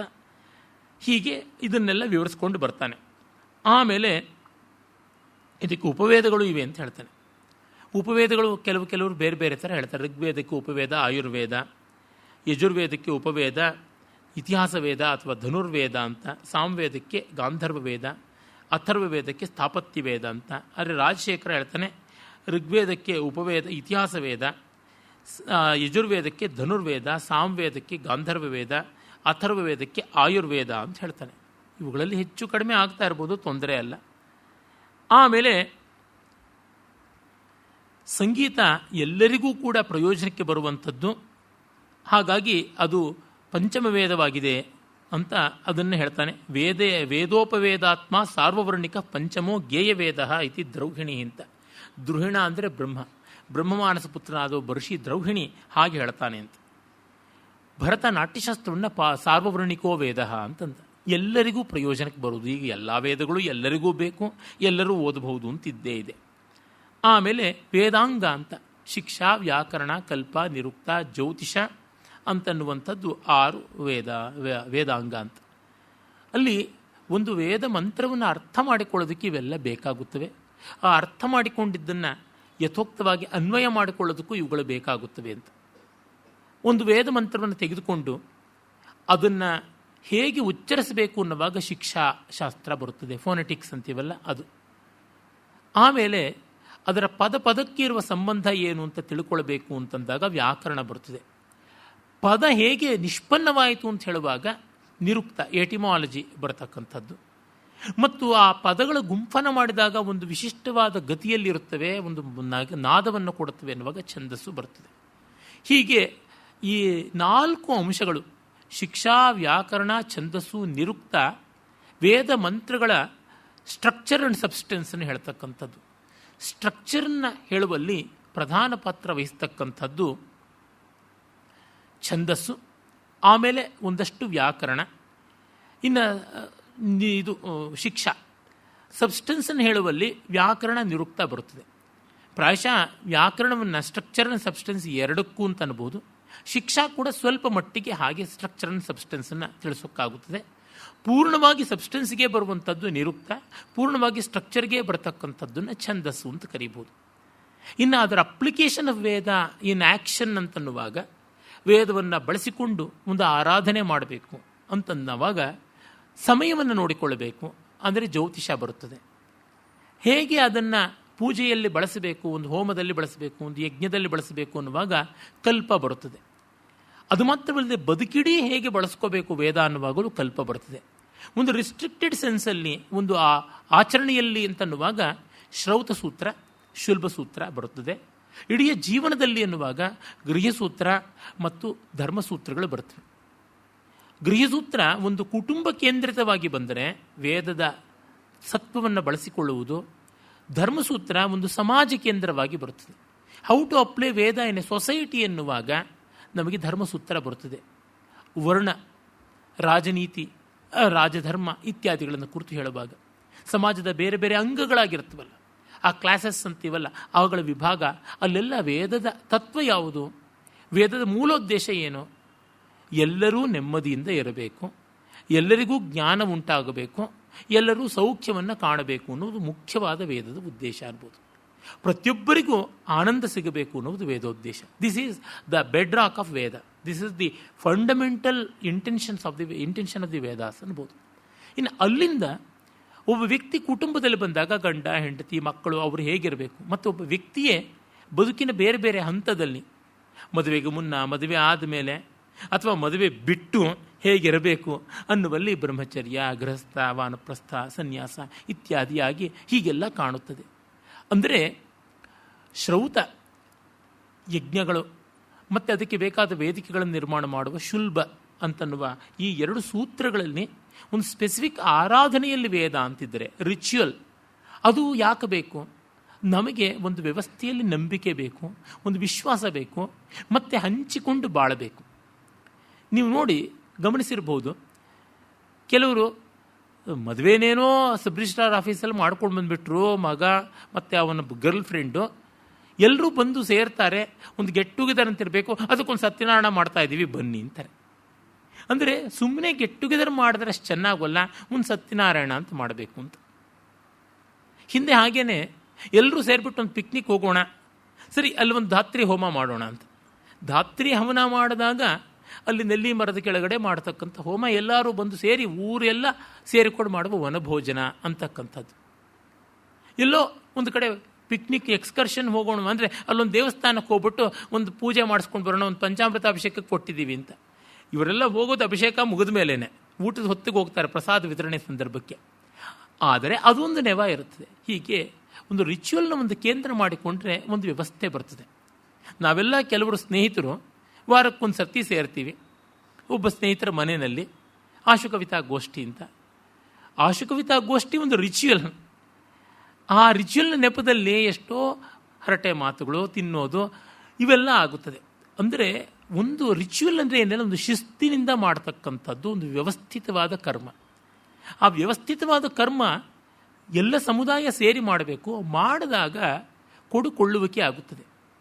ನಮಗಂತೂ ಗೊತ್ತೇ ಇದೆ, ಈಚೆಗೆ ನಮ್ಮ ದೇಶದಲ್ಲಿ ಏನೇನೋ ಪರ್ವರ್ಷನ್ಸ್ ಆಗಿರೋದ್ರಿಂದ ಕಾಣಿಸ್ತಾ ಇಲ್ಲ. ಆದರೂ ಪುಣ್ಯವಶಾತ್ ಕೆಲವು ಸಂಶೋಧನೆಗಳಿಂದ ತಿಳಿದು ಬರ್ತಾ ಇರ್ತದೆ, ಒಂದು ದೇವಸ್ಥಾನವೋ ಮತ್ತೊಂದು ಎಷ್ಟು ಸಂಪನ್ಮೂಲಗಳನ್ನು ನಿರ್ಮಾಣ ಮಾಡುತ್ತದೆ ಅಂತ. ಟೂರಿಸಂ ಅಂತ ಹೇಳ್ತಾರಲ್ಲ, ಪ್ರಾಚೀನ ಕಾಲದ ಟೂರಿಸಂ ತೀರ್ಥಯಾತ್ರೆಯ ಇನ್ನು ಉದಾತ್ತ ರೀತಿಯಲ್ಲಿ ಆಗ್ತಾ ಇತ್ತು. ಇವತ್ತು ಟೂರಿಸಮ್ಮಿಂದ ಎಷ್ಟು ಸೈಡ್ ಎಫೆಕ್ಟ್ಸ್ಗಳು ಅನ್ಯಾಯಗಳಾಗಿವೆ, ಅದು ಅಷ್ಟು ಆಗ ತೀರ್ಥಯಾತ್ರೆಯಿಂದ ಆಗ್ತಾ ಇರಲಿಲ್ಲ. ಈಗ ಟೂರಿಸಮ್ ಅಂತ ಮಿಸ್ಯೂಸ್ ಮಾಡಿಕೊಂಡು ತೀರ್ಥಯಾತ್ರೆಗಳು ಹಾಳಾಗ್ತಾ ಇವೆ. ನೋಡಿದಾಗ ಗೊತ್ತಾಗುತ್ತದೆ, ಒಂದು ಒಳ್ಳೆಯ ಕೆಲಸ ನಡೀಬೇಕು ಅಂದರೆ ಎಷ್ಟೋ ಕಡೆಯಿಂದ ಹಣ ಬರ್ತದೆ, ಸಂಪನ್ಮೂಲ ಬರ್ತದೆ, ಅದು ಒಂದು ಕಡೆಗೆ ಕೂಡಿ ಮತ್ತೆ ಅಲ್ಲಿಂದ ವಿಘಟಿತವಾಗ್ತಾ ಹೋಗುತ್ತದೆ. ಇವತ್ತು ಒಂದರ್ಥದಲ್ಲಿ ನಡೀತಾ ಇದೆ. ನಮ್ಮ ಅಯೋಗ್ಯರಾದ ರಾಜಕಾರಣಿಗಳು ಅವರ ಮಕ್ಕಳು ಮೊಮ್ಮಕ್ಕಳು ಅವರ ಹೆಂಡತಿಯರು ಗಿಂಡತಿಯರು ಇವರೆಲ್ಲ ಎಲೆಕ್ಷನ್ನಲ್ಲಿ ಗೆಲ್ಲಬೇಕು ಮತ್ತೊಂದಾಗಬೇಕು ಅಂತ ಯಾರೋ ತಲೆಮಾಸದವರಿಗೆ ಹೋಮ ಗಿಮ ಮಾಡಬೇಕು ಅಂತ ಹೇಳ್ತಾರೆ. ಅವರು ಎಷ್ಟೋ ಸಾವಿರ ಕೋಟಿ ಬಜೆಟ್ ಕೊಡ್ತಾರೆ, ಆ ಮೂಲಕವಾಗಿ ಎಷ್ಟೋ ಜನಕ್ಕೆ ವಿತರಣೆ ಆಗುತ್ತೆ. ಅಲ್ಲಿ ಶಾಮಿಯಾನ ಹಾಕೋರಿಂದ ಮೊದಲುಕೊಂಡು ಮತ್ತೊಂದು ಎಲೆಕ್ಷನ್ ಬೇಕಾದ್ರೆ ನಾವು ರಿಚುವಲ್ ಅನ್ಬೋದು. ರಂಗುಲೋ వచ్చింది ಜಗಳಮಲೋ ಪೋಯ ಅಂತ, ಹಾದರದಲ್ಲಿ ಬಂದಿದ್ದು ಜಗಳದಲ್ಲಿ ಹೋಯಿತು ಅಂತ ಆಗಿದೆ. ಹೀಗೆ ರಿಚುವಲ್ಗಿರುವ ಒಂದು ಸ್ವಾರಸ್ಯ pooling of all the resources and distribution of it ಅನ್ನುವಂತೆ ಆಗುತ್ತದೆ. ಅದು ಒಂದು ಶ್ರೌತ ಮತ್ತು ಶುಲ್ಬ ಆದ ಮೇಲೆ ಅದಕ್ಕಿಂತ ವಿಸ್ತೃತವಾದ ಪರಿಧಿಯಲ್ಲಿ ಧರ್ಮ ಮತ್ತು ಗೃಹ್ಯಸೂತ್ರಗಳು ಬರುವಂಥದ್ದಾಗಿದೆ. ಅದನ್ನು ಕೂಡ ಇವನು ಹೇಳ್ತಾನೆ. ಹಾಗೆ ಹೇಳುವಲ್ಲಿ ಇವನು ಹೇಳ್ತಾನೆ, ಇತಿ ಆಚಾರ್ಯ 6 ಅಂಗಗಳು ವೇದಕ್ಕೆ ಅಂತ ಹೇಳ್ತಾರೆ. ವೇದ ಪುರುಷನಿಗೆ ಶಿಕ್ಷಾ ಅನ್ನುವುದು ಮೂಗು, ಉಚ್ಚಾರಣೆ ಉಸಿರಾಟ ಇದ್ದಂತೆ. ವ್ಯಾಕರಣ ಅನ್ನೋದು ಬಾಯಿ, ನಿರುಕ್ತ ಅನ್ನೋದು ಕಿವಿ, ಜ್ಯೋತಿಷ ಅನ್ನೋದು ಕಣ್ಣು, ಛಂದಸ್ಸು ಅನ್ನೋದು ಕಾಲು, ಇನ್ನು ಕಲ್ಪಸೂತ್ರಗಳು ಕೈಗಳು ಅಂತ ಇವನು ಹೇಳ್ತಾನೆ. ಉಪಕಾರತ್ವಾತ್ ಅಲಂಕಾರ ಸಪ್ತಮಂ ಅಂಗಂ. ಉಪಕಾರಕವಾದ್ದರಿಂದ ಅಲಂಕಾರ ಈಸ್ಥೆಟಿಕ್ಸು 7ನೇ ಅಂಗ. ಅದು ಯಾವ ಶರೀರದ ಭಾಗ ಅಂತ ಹೇಳಿಲ್ಲ, ನಾನು ಹೇಳ್ತೀನಿ ಹೃದಯ ಅಂತ. ಅಂದರೆ ಕಲೆ ಸಾಹಿತ್ಯ ವೇದ ಪುರುಷನ ಹೃದಯ ಅಂತ. ಆನಂದ ತಾನೇ ಇಲ್ಲಿ ಮುಖ್ಯವಾಗಿರ್ತಕ್ಕಂಥದ್ದು. ಹಾಗಾಗಿ ವೇದ ಪುರುಷನ ಸಪ್ತಮಾಂಗ ಬಹಳ ಮುಖ್ಯವಾದದ್ದು, ಅಂತರಂಗ. ಅದು ಕಣ್ಣು ಕಿವಿ ಕೈ ಕಾಲು ಎಲ್ಲ ಕೇಳಿಸುತ್ತೆ, ಆದರೆ ಕಾಣಿಸುತ್ತೆ, ಅದರ ಹೃದಯ ಕೇಳಿಸೋದು. ಅದು ಶ್ರುತಿ, ಆ ಪೌರುಷೇಯವಾಗಿ ಗೊತ್ತಾಗೋದು. ಆ ಮೂಲಕವಾಗಿ ಅರ್ಥ ಮಾಡಿಕೊಳ್ಬೇಕು. ಅದು ನಿಂತರೆ ಇನ್ನೆಲ್ಲ ಹೋದಂಗೆ. ಅಂದರೆ ಆ ಆನಂದ ರಸಸ್ವರೂಪ ಅದು ಬಹಳ ಮುಖ್ಯವಾಗಬೇಕು. ಇವನು ಹೇಳ್ತಾನೆ ಸಪ್ತಮಾಂಗವಾದದ್ದು ಅಲಂಕಾರ ಅಂತ, ಆನಂದ ಸ್ವರೂಪಿಯಾದ ಕಲೆ. ಇತಿ ಯಾಯಾವರೀಯ. ಆಮೇಲೆ ಅವನು ಹೇಳ್ತಾನೆ, ಇದು ಹೇಗೆ? ಋತೇಚ ತತ್ಸ್ವರೂಪ ಪರಿಜ್ಞಾನಾತ್ ವೇದಾರ್ಥಾನವಗತೇ. ಅದಿಲ್ಲದೆ ಇದ್ದರೆ ವೇದಾರ್ಥ ಸ್ಪಷ್ಟವಾಗೋಲ್ಲ. ಯಥಾ ದ್ವಾಸುಪರ್ಣಾಸೈ ಜಾಸಖಾಯ ಸಮಾನಂ ವೃಕ್ಷಂ ಪರಿಶ್ವಜಾತೆ ತಯೋರನ್ಯ ಪಿಪ್ಪಲಂ ಸ್ವಾದ್ವತ್ತಿ ಅನಶ್ನನ್ನನ್ಯೋ ಅಭಿಚಾಕಶೀತಿ. ಇದು ಋಗ್ವೇದದ 1ನೇ ಮಂಡಲದಲ್ಲಿಯೇ ಬರುತ್ತದೆ, ಅಸ್ಯವಾಮಿಯ ಸೂಕ್ತದಲ್ಲಿ. ಆಮೇಲೆ ಮುಂಡಕದಲ್ಲಿ ಬರುತ್ತದೆ, ಮತ್ತು ಇದು ಶ್ವೇತಾಶ್ವತರೋಪನಿಷತ್ತಿನಲ್ಲಿ ಕೂಡ ಬರುತ್ತದೆ ಈ ಒಂದು ಮಂತ್ರ. ಇದೊಂದು ಪ್ರತೀಕ, ಮೆಟಫಾರಿಕಲ್ ಆಗಿದೆ. ಒಂದೇ ಪಿಪ್ಪಲ ವೃಕ್ಷ, ಅಶ್ವತ್ಥ ವೃಕ್ಷವನ್ನು ಆಶ್ರಯಿಸಿಕೊಂಡು ಸಮಾನ ರೂಪದಲ್ಲಿ ಐಡೆಂಟಿಕಲ್ ಆಗಿರತಕ್ಕಂಥ ಎರಡು ಪಕ್ಷಿಗಳಿವೆ. ದ್ವಾಸುಪರ್ಣ, ಸಯುಜ. ಸಯುಜ ಅಂದರೆ ಒಂದೇ ರೀತಿಯಾಗಿ ಕಾಣಿಸ್ತಕ್ಕಂಥವು, ಸಖಾಯ ಅನ್ಯೋನ್ಯವಾಗಿರತಕ್ಕಂಥವು ದ್ವಾಸುಪರ್ಣ. ಎರಡು ಪಕ್ಷಿಗಳು ಸಮಾನಂ ವೃಕ್ಷಂ ಪರಿಶಸ್ವ ಜಾತೆ, ಒಂದೇ ವೃಕ್ಷವನ್ನು ಪಿಪ್ಪಲ ವೃಕ್ಷ ಅಂತ ಅಂದ್ಕೋಬೇಕು. ಯಾಕೆಂದರೆ ಪಿಪ್ಪಲಂ ಸ್ವಾದ್ವತ್ತಿ ಅಂತ ಬರೋದ್ರಿಂದ ಪಿಪ್ಪಲ ವೃಕ್ಷ ಅಶ್ವತ್ಥ ವೃಕ್ಷವನ್ನು ಅಂಟಿಕೊಂಡಿವೆ, ಹತ್ತು ಕೂತಿವೆ. ತಯೋರನ್ಯ ಪಿಪ್ಪಲಂ ಸ್ವಾದ್ವತ್ತಿ, ಅದರೊಳಗೆ ಒಂದು ಸೊಗಸಾದ ರುಚಿಯುಳ್ಳಂಥ ಈ ಪಿಪ್ಪಲವನ್ನು, ಈ ಹಣ್ಣನ್ನು ತಿಂತಾ ಇದೆ. ಅಂದರೆ ಆ ಪಿಪ್ಪಲ ವೃಕ್ಷದ ಹಣ್ಣನ್ನು ತಿಂತಾ ಇದೆ ಅಶ್ವತ್ಥ ಅಂತ. ಆದರೆ ಇದನ್ನು ವಟ ಅಂತ ಇಟ್ಟುಕೊಂಡ್ರೆ ಮೇಲು. ಎಷ್ಟೋ ಕಡೆ ವೇದದಲ್ಲಿ ಅಶ್ವತ್ಥ ವಟಕ್ಕೆ ವ್ಯತ್ಯಾಸ ಮಾಡಿಲ್ಲ.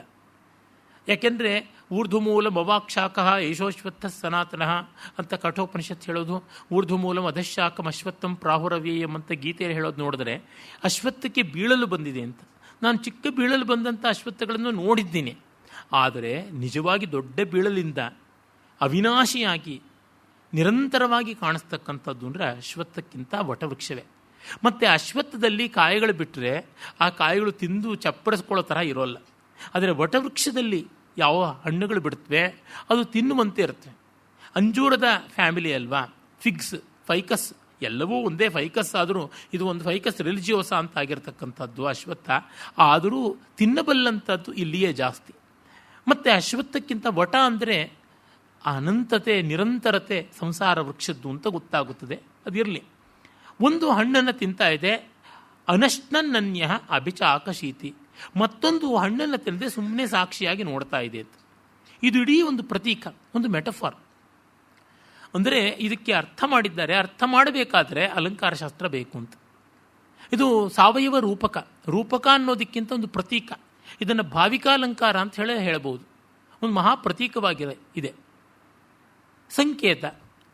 ಪಾಶ್ಚಾತ್ಯರಲ್ಲಿ ಮೆಟಫಾರ್ ಅಂತನ್ನುವುದು ಆ ಅರ್ಥದಲ್ಲಿಯೇ ಹೇಳ್ತಾರೆ. ಇಲ್ಲಿ ನೋಡಿದಾಗ ಒಂದೇ ವೃಕ್ಷ ಅನ್ನುವುದು ಈ ಜಗತ್ತು ಅನ್ನುವ ವೃಕ್ಷ, ಅನಾದಿ ಅನಂತವಾದ ಜಗತ್ತು. ಆ ವಟವೃಕ್ಷ ಹಳೇದಾಗ್ತಿದ್ದಂತೆ ಬೇರು ಮೇಲಿಂದ ಇಳಿದು ಬಿಡುತ್ತೆ ಬೀಳಲಿನ ರೂಪದಲ್ಲಿ, ನೆಲಕ್ಕೆ ಬಂದು ಅಲ್ಲಿಂದ ಕೊನರಿ ಮತ್ತೊಂದು ವೃಕ್ಷವಾಗುತ್ತದೆ. ಅಂದರೆ ಇದಕ್ಕೆ ಸಾವಿಲ್ಲದೆ ಹೋಗುತ್ತಲೇ ಇರುತ್ತೆ. ಮಿಕ್ಕೆಲ್ಲ ವೃಕ್ಷಗಳಿಗೆ ಸಾವಿದೆ, ಇದಕ್ಕೆ ಸಾವಿಲ್ಲ. ಮನುಷ್ಯ ಹೋಗಿ ನಿರ್ನಾಮ ಮಾಡಿದ್ರೆ ಹೊರತು ಮಿಕ್ಕಂತೆ ಸಾವಿಲ್ಲ. ಹೀಗಾಗಿ ಇದು ಜಗದ್ವೃಕ್ಷ. ಆ ಜಗದ್ವೃಕ್ಷದ ಮೇಲೆ ಹಣ್ಣನ್ನು ತಿಂತಾ ಇರತಕ್ಕಂಥದ್ದು ಜಗತ್ತಿನ ಮೇಲೆ ಅವಲಂಬಿಸಿಕೊಂಡು ಜಗತ್ತನ್ನು ಆಸ್ವಾದ ಮಾಡುವ, ಜಗತ್ತಿನ ಮೇಲೆ ಡಿಪೆಂಡ್ ಆದ ಪ್ಯಾರಸೈಟ್, ಭೋಗಿ ಜೀವ. ಮತ್ತೊಂದು ಅದರ ಅಂಟಿಲ್ಲದೆ ಇದರನ್ನು ಆಸ್ವಾದ ಮಾಡದೆ ಇದಕ್ಕೂ ಅದಕ್ಕೂ ಮರಕ್ಕೂ ಇನ್ನೊಂದು ಹಕ್ಕಿಗೂ ಎರಡಕ್ಕೂ ಅಂಟದೆ ಎರಡನ್ನೂ ಸಹಾನುಭೂತಿಯಿಂದ ತಟಸ್ಥವಾಗಿ ನೋಡುವ ಸಾಕ್ಷಿ ಆದಂಥ ಬ್ರಹ್ಮವಸ್ತು ಅಂತ. ಅಂದರೆ ಜೀವಬ್ರಹ್ಮಕ್ಕೆ ಭೇದವಿಲ್ಲ. ಆದರೆ ಯಾವಾಗ ಭೋಗ ಅನ್ನುವ ಅಂಟು ಬರ್ತದೆಯೋ ಆಗ ಜೀವತ್ವ ಬಂತು, ಭೋಗ ಅನ್ನೋ ಅಂಟಿಲ್ವೋ ಆಗ ಬ್ರಹ್ಮತ್ವ ಬಂತು ಅಂತ. ಈ ರೀತಿಯಾಗಿ ಅಂತ ಪ್ರೊಫೆಸರ್ ಎಸ್ ಕೆ ರಾಮಚಂದ್ರಾಯರು ಮತ್ತು ತುಂಬ ಸುಂದರವಾಗಿ ಅವರು ಗೀತೆಯ ಕೈಗನ್ನಡಿ ಅನ್ನೋ ಪುಸ್ತಕದಲ್ಲಿ ಬರೀತಾರೆ. ಇದು ವೃಕ್ಷವೇ ಮಹಾಭಾರತ ಕಾಲಕ್ಕೆ ರಥವಾಗಿ ಆ ಎರಡು ಸೈಜಾ ಸಖಾಯು ಅನ್ನುವಂಥ ಎರಡು ಪಕ್ಷಿಗಳು, ನರನಾರಾಯಣ ಕೃಷ್ಣಾರ್ಜುನರಾಗ್ತಾರೆ. ಕೃಷ್ಣನೇ ಬ್ರಹ್ಮವಸ್ತು, ಅರ್ಜುನನೇ ಜೀವಾತ್ಮ ಅಂತ. ಇದೇ ಆತ್ಮಾನಂ ರಥಿನಂ ವಿದ್ಧಿ ಅಂತ ಕಠೋಪನಿಷತ್ತಲ್ಲಿ ಇದೆಯಲ್ಲ. ಈ ಆತ್ಮವೇ ರಥ ಅಂತನ್ನುವುದು ಮತ್ತು ಅದರೊಳಗಿರ್ತಕ್ಕಂಥ ರಥಿಯನ್ನು ದೇಹವೇ ರಥ ಅಂತ, ಶರೀರಂ ರಥಂ ರಥಯೇವಹಿ ಅಂತನ್ನುವ ಭಾವ ಏನಿದೆ ಅದು ಇಲ್ಲಿ ಭಗವದ್ಗೀತೆಯಲ್ಲಿ ಕಾಣಿಸುತ್ತದೆ ಅಂತ. ಅಂದರೆ ವೇದದಲ್ಲಿ ಯಾವುದು ವೃಕ್ಷ ಪಕ್ಷಿಗಳಾಗಿದ್ವೋ ಅದು ಇತಿಹಾಸ ಮಹಾಕಾವ್ಯದಲ್ಲಿ ಮಹಾಭಾರತದಲ್ಲಿ ನರನಾರಾಯಣರಾದ ಕೃಷ್ಣಾರ್ಜುನರು ಆರೋಹಣ ಮಾಡಿದಂಥ ರಥವಾಯಿತು ಅಂತಕ್ಕಂಥದ್ದು. ಅಂದರೆ ಎಲ್ಲಿಯೋ ನಮಗೆ ಗೊತ್ತಾಗುತ್ತದೆ. ಯಾವಾಗ ನಮಗೆ ಅಲ್ಲಿ ಯಾವುದೋ ಒಂದು ಪರ್ಸನಲ್ ಇಂಟ್ರೆಸ್ಟ್ ಇದೆಯಲ್ಲ ಆಗ ಇನ್ವಾಲ್ವ್ಮೆಂಟ್ ಇದೆ. ಆ ತಕ್ಷಣ ಬಂತು ಅದು ಪಿಪ್ಪಲಂ ಸ್ವಾದ್ವತ್ತಿ. ಫಲವನ್ನು ತಿಂದರೆ ಆ ಫಲದ ಮುಂದಿನ ದುಷ್ಫಲಗಳೋ ಸತ್ಫಲಗಳೋ ಬರಲೇಬೇಕು. ಉಪ್ಪು ತಿಂದವ ನೀರು ಕುಡ್ದಾನು ಅಂತ ಗಾದೆ ಇದೆ. ಅದರಿಂದಾಗಿ ಅದಕ್ಕೆ ಹಾಗೆ ಬಂದೇ ಬರುತ್ತದೆ. ಇಲ್ಲಿ ಆ ತರಹ ಇಲ್ಲ ಅನ್ನುವ ಈ ಒಂದು ಮಂತ್ರವನ್ನು ಅರ್ಥ ಮಾಡಿಕೊಳ್ಳಬೇಕು ಅಂದರೆ ನಿಮಗೆ ಅಲಂಕಾರ ಶಾಸ್ತ್ರ ಗೊತ್ತಿರಬೇಕು. ಇಲ್ಲದೇ ಸಾಧ್ಯವಾಗೋದಿಲ್ಲ. ಈ ಮರದಿಂದ ಪಕ್ಷಿಗಳಿಂದ ಇದನ್ನು ಹೇಗೆ ಅರ್ಥ ಮಾಡ್ಕೋತೀರಾ? ಇಲ್ಲಿ ನೋಡಿ ತುಂಬ ಸ್ವಾರಸ್ಯ ಏನಿದೆ. ಈ ವಾಚ್ಯಾರ್ಥಕ್ಕೂ ಅಲ್ಲಿಂದ ಅಭಿಪ್ರೇತವಾಗುವ ವ್ಯಂಗ್ಯಾರ್ಥಕ್ಕೂ ಸಂಬಂಧವನ್ನು ಕಲ್ಪಿಸೋದು ಎಲ್ಲಿಂದ? ವ್ಯಂಜನಾ ವ್ಯಾಪಾರದಿಂದಲೇ, ಬೇರೆ ದಾರಿಯೇ ಇಲ್ಲ.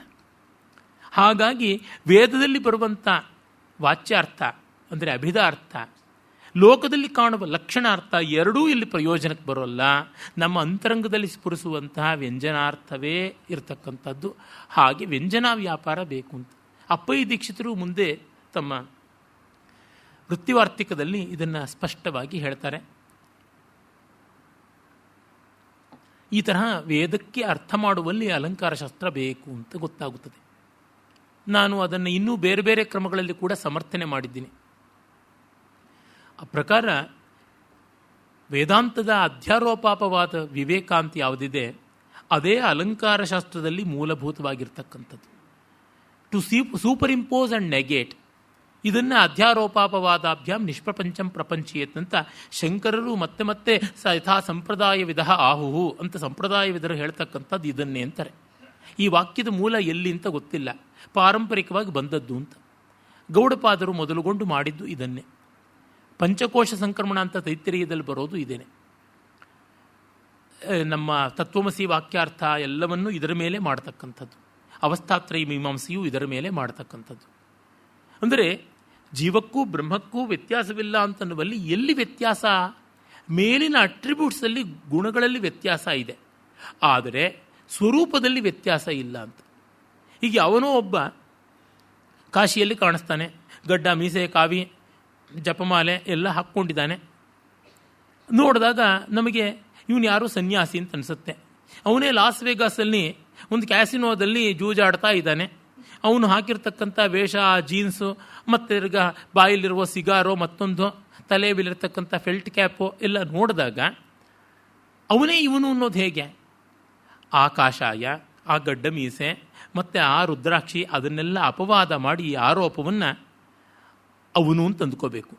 ಇತ್ತ ಕಡೆ ಇವನಿಗೆ ಇರುವ ಜೀನ್ಸ್ ಪ್ಯಾಂಟನ್ನೋ, ಜರ್ಕಿನ್ನೋ, ಮತ್ತೊಂದನ್ನೋ, ಮಗದೊಂದನ್ನೋ ಎಲ್ಲ ಅಪವಾದ ಮಾಡಿ ಅವನನ್ನು, ಅಂದರೆ ಬೆತ್ತಲೆ ಇಬ್ಬರನ್ನೂ ಮನಸ್ಸಲ್ಲಿ ಕಲ್ಪಿಸ್ಕೊಂಡು ಸ್ವಯಂ ದೇವದತ್ತ ಅವನೇ ಅಂತ ಮ್ಯಾಚ್ ಮಾಡ್ಕೊಳ್ಬೇಕಾಗುತ್ತದೆ. ಹೀಗೆ ಈ ಈಶ್ವರ ಅನ್ನುವ ಬ್ರಹ್ಮಕ್ಕೆ ಆದ ಆರೋಪವನ್ನು, ಜೀವಕ್ಕೆ ಆದಂಥ ಜೀವತ್ವದ ಎಲ್ಲ ಆರೋಪವನ್ನು ಪಕ್ಕಕ್ಕೆ ತೆಗೆದಾಗ ನಮಗೆ ಗೊತ್ತಾಗುತ್ತೆ ಈಶ್ವರ ಜೀವ ಬೇರೆ ಬೇರೆ. ಆದರೆ ಆತ್ಮ ಅನ್ನುವುದು ಜೀವತ್ವ ಹೋದರೆ ಉಳಿಯೋ ಆತ್ಮತ್ವ, ಮತ್ತು ಈಶ್ವರನ ಈಶ್ವರತ್ವ ಹೋದರೆ ಉಳಿತಕ್ಕಂಥ ಆತ್ಮತ್ವ, ಇದೆರಡನ್ನೂ ನೋಡಿದಾಗ ನಮಗೆ ಗೊತ್ತಾಗುತ್ತೆ ಒಂದೇ ಅಂತ. ಇದು ಅಧ್ಯಾರೋಪಾಪವಾದ ಕ್ರಮ. ಇದನ್ನು ನಾವು ಅಲಂಕಾರ ಶಾಸ್ತ್ರದಲ್ಲಿ ಮಾಡ್ತೀವಿ. ಮುಖ ಚಂದ್ರನ ಹಾಗಿದೆ ಅಂದರೆ ಮುಖದ ಮೇಲೆ ಚಂದ್ರಾರೋಪ ಮಾಡಿದ್ದೀವಿ. ಆದರೆ ಚಂದ್ರನಿಗಿರ್ತಕ್ಕಂಥ ದೂರತ್ವ, ವರ್ತುಲಾಕಾರತ್ವ, ಅಮಾವಾಸ್ಯೆಯಲ್ಲಿ ನಶ್ಯಮಾನತ್ವ, ಪೂರ್ಣಿಮೆಯಲ್ಲಿ ಮಾತ್ರ ಪೂರ್ಣವಾಗಿ ಭ್ರಾಜಮಾನತ್ವ, ಇವು ಯಾವುದೂ ಇಲ್ಲದೇ ಇರುವುದರಿಂದ ಕಾಂತಿ ಸಂತೋಷಜನಕತ್ವ ಒಂದೇ ಅಲ್ಲಿರುವುದು. ಈ ಮುಖಾನು ಫಳಚಂತ ಹೊಳೆಯುತ್ತೆ, ಆ ಚಂದ್ರಬಿಂಬವೂ ಹೊಳೆಯುತ್ತೆ, ಎರಡನ್ನೂ ನೋಡಿದಾಗ ಸಂತೋಷವಾಗುತ್ತೆ ಅನ್ನೋದೊಂದಷ್ಟೇ ಅಂತನೂ ಇದೆಲ್ಲ ಅಪವಾದ ಮಾಡಿದ್ರೆ ಉಳಿತಕ್ಕಂಥದ್ದು. ಹೀಗೆ ಅಧ್ಯಾರೋಪಾಪವಾದ ಅನ್ನುವುದೇ ಮಾಡಸ್ ಅಪರೆಂಡಿ ವೇದಾಂತಕ್ಕೆ. ಅದೇ ಸಾಹಿತ್ಯದಲ್ಲೂ ಕೂಡ ಇರತಕ್ಕಂಥದ್ದು. ನಾವು ಎಷ್ಟೆಷ್ಟೋ ಕಲ್ಪಿತವಾದ ಕಥೆಗಳನ್ನೆಲ್ಲ ಮಾಡ್ತೀವಿ. ಆ ಕಥೆಗಳು ಕಲ್ಪಿತವಾದ ಕಾದಂಬರಿಗಳಲ್ಲಿ ಸುಳ್ಳಲ್ವಾ ಅಂದರೆ ಆ ಮನುಷ್ಯರ ಭಾವಗಳು ಸತ್ಯವಾಗಿದ್ದರಿಂದಲೇ ನಮ್ಮ ಹೃದಯವೂ ಮಿಡಿತಾ ಇದೆ. ಕಮರ್ಷಿಯಲ್ ಸಿನಿಮಾದಲ್ಲಿ ಎಷ್ಟು ಲಿಬರ್ಟಿ ತಗೋತಾರೆ. ಆ ಹೀರೋದು ಪ್ಯಾಂಟು ಶರ್ಟ್ಗಳು ಇಸ್ತ್ರಿ ಕೂಡ ಸುಕ್ಕಾಗಿರೋದಿಲ್ಲ. 25 ಜನ ವಿಲನ್ಗಳನ್ನು ಚೆಚ್ಚಿ ಬಡಿತಾನೆ ರೌಡಿಗಳನ್ನು. ಇದೇನು ಅಂದರೆ ಅವನು ಪರಾಕ್ರಮಶಾಲಿ ಅಂತ ತೋರಿಸೋ ಸತ್ಯಕ್ಕೋಸ್ಕರ ಇದೆಲ್ಲ ಮಾಡಿದ್ದು. ಎಷ್ಟು ಅಪವಾದ ಮಾಡಿದ್ರೆ, ಅಧ್ಯಾರೋಪವನ್ನು ಅಪವಾದ ಮಾಡಿದ್ರೆ ಉಳಿತಕ್ಕಂಥದ್ದು ಹೀಸ್ ಬ್ರೇವ್ ಅಂತನೂ ಒಂದು ಲೈನು.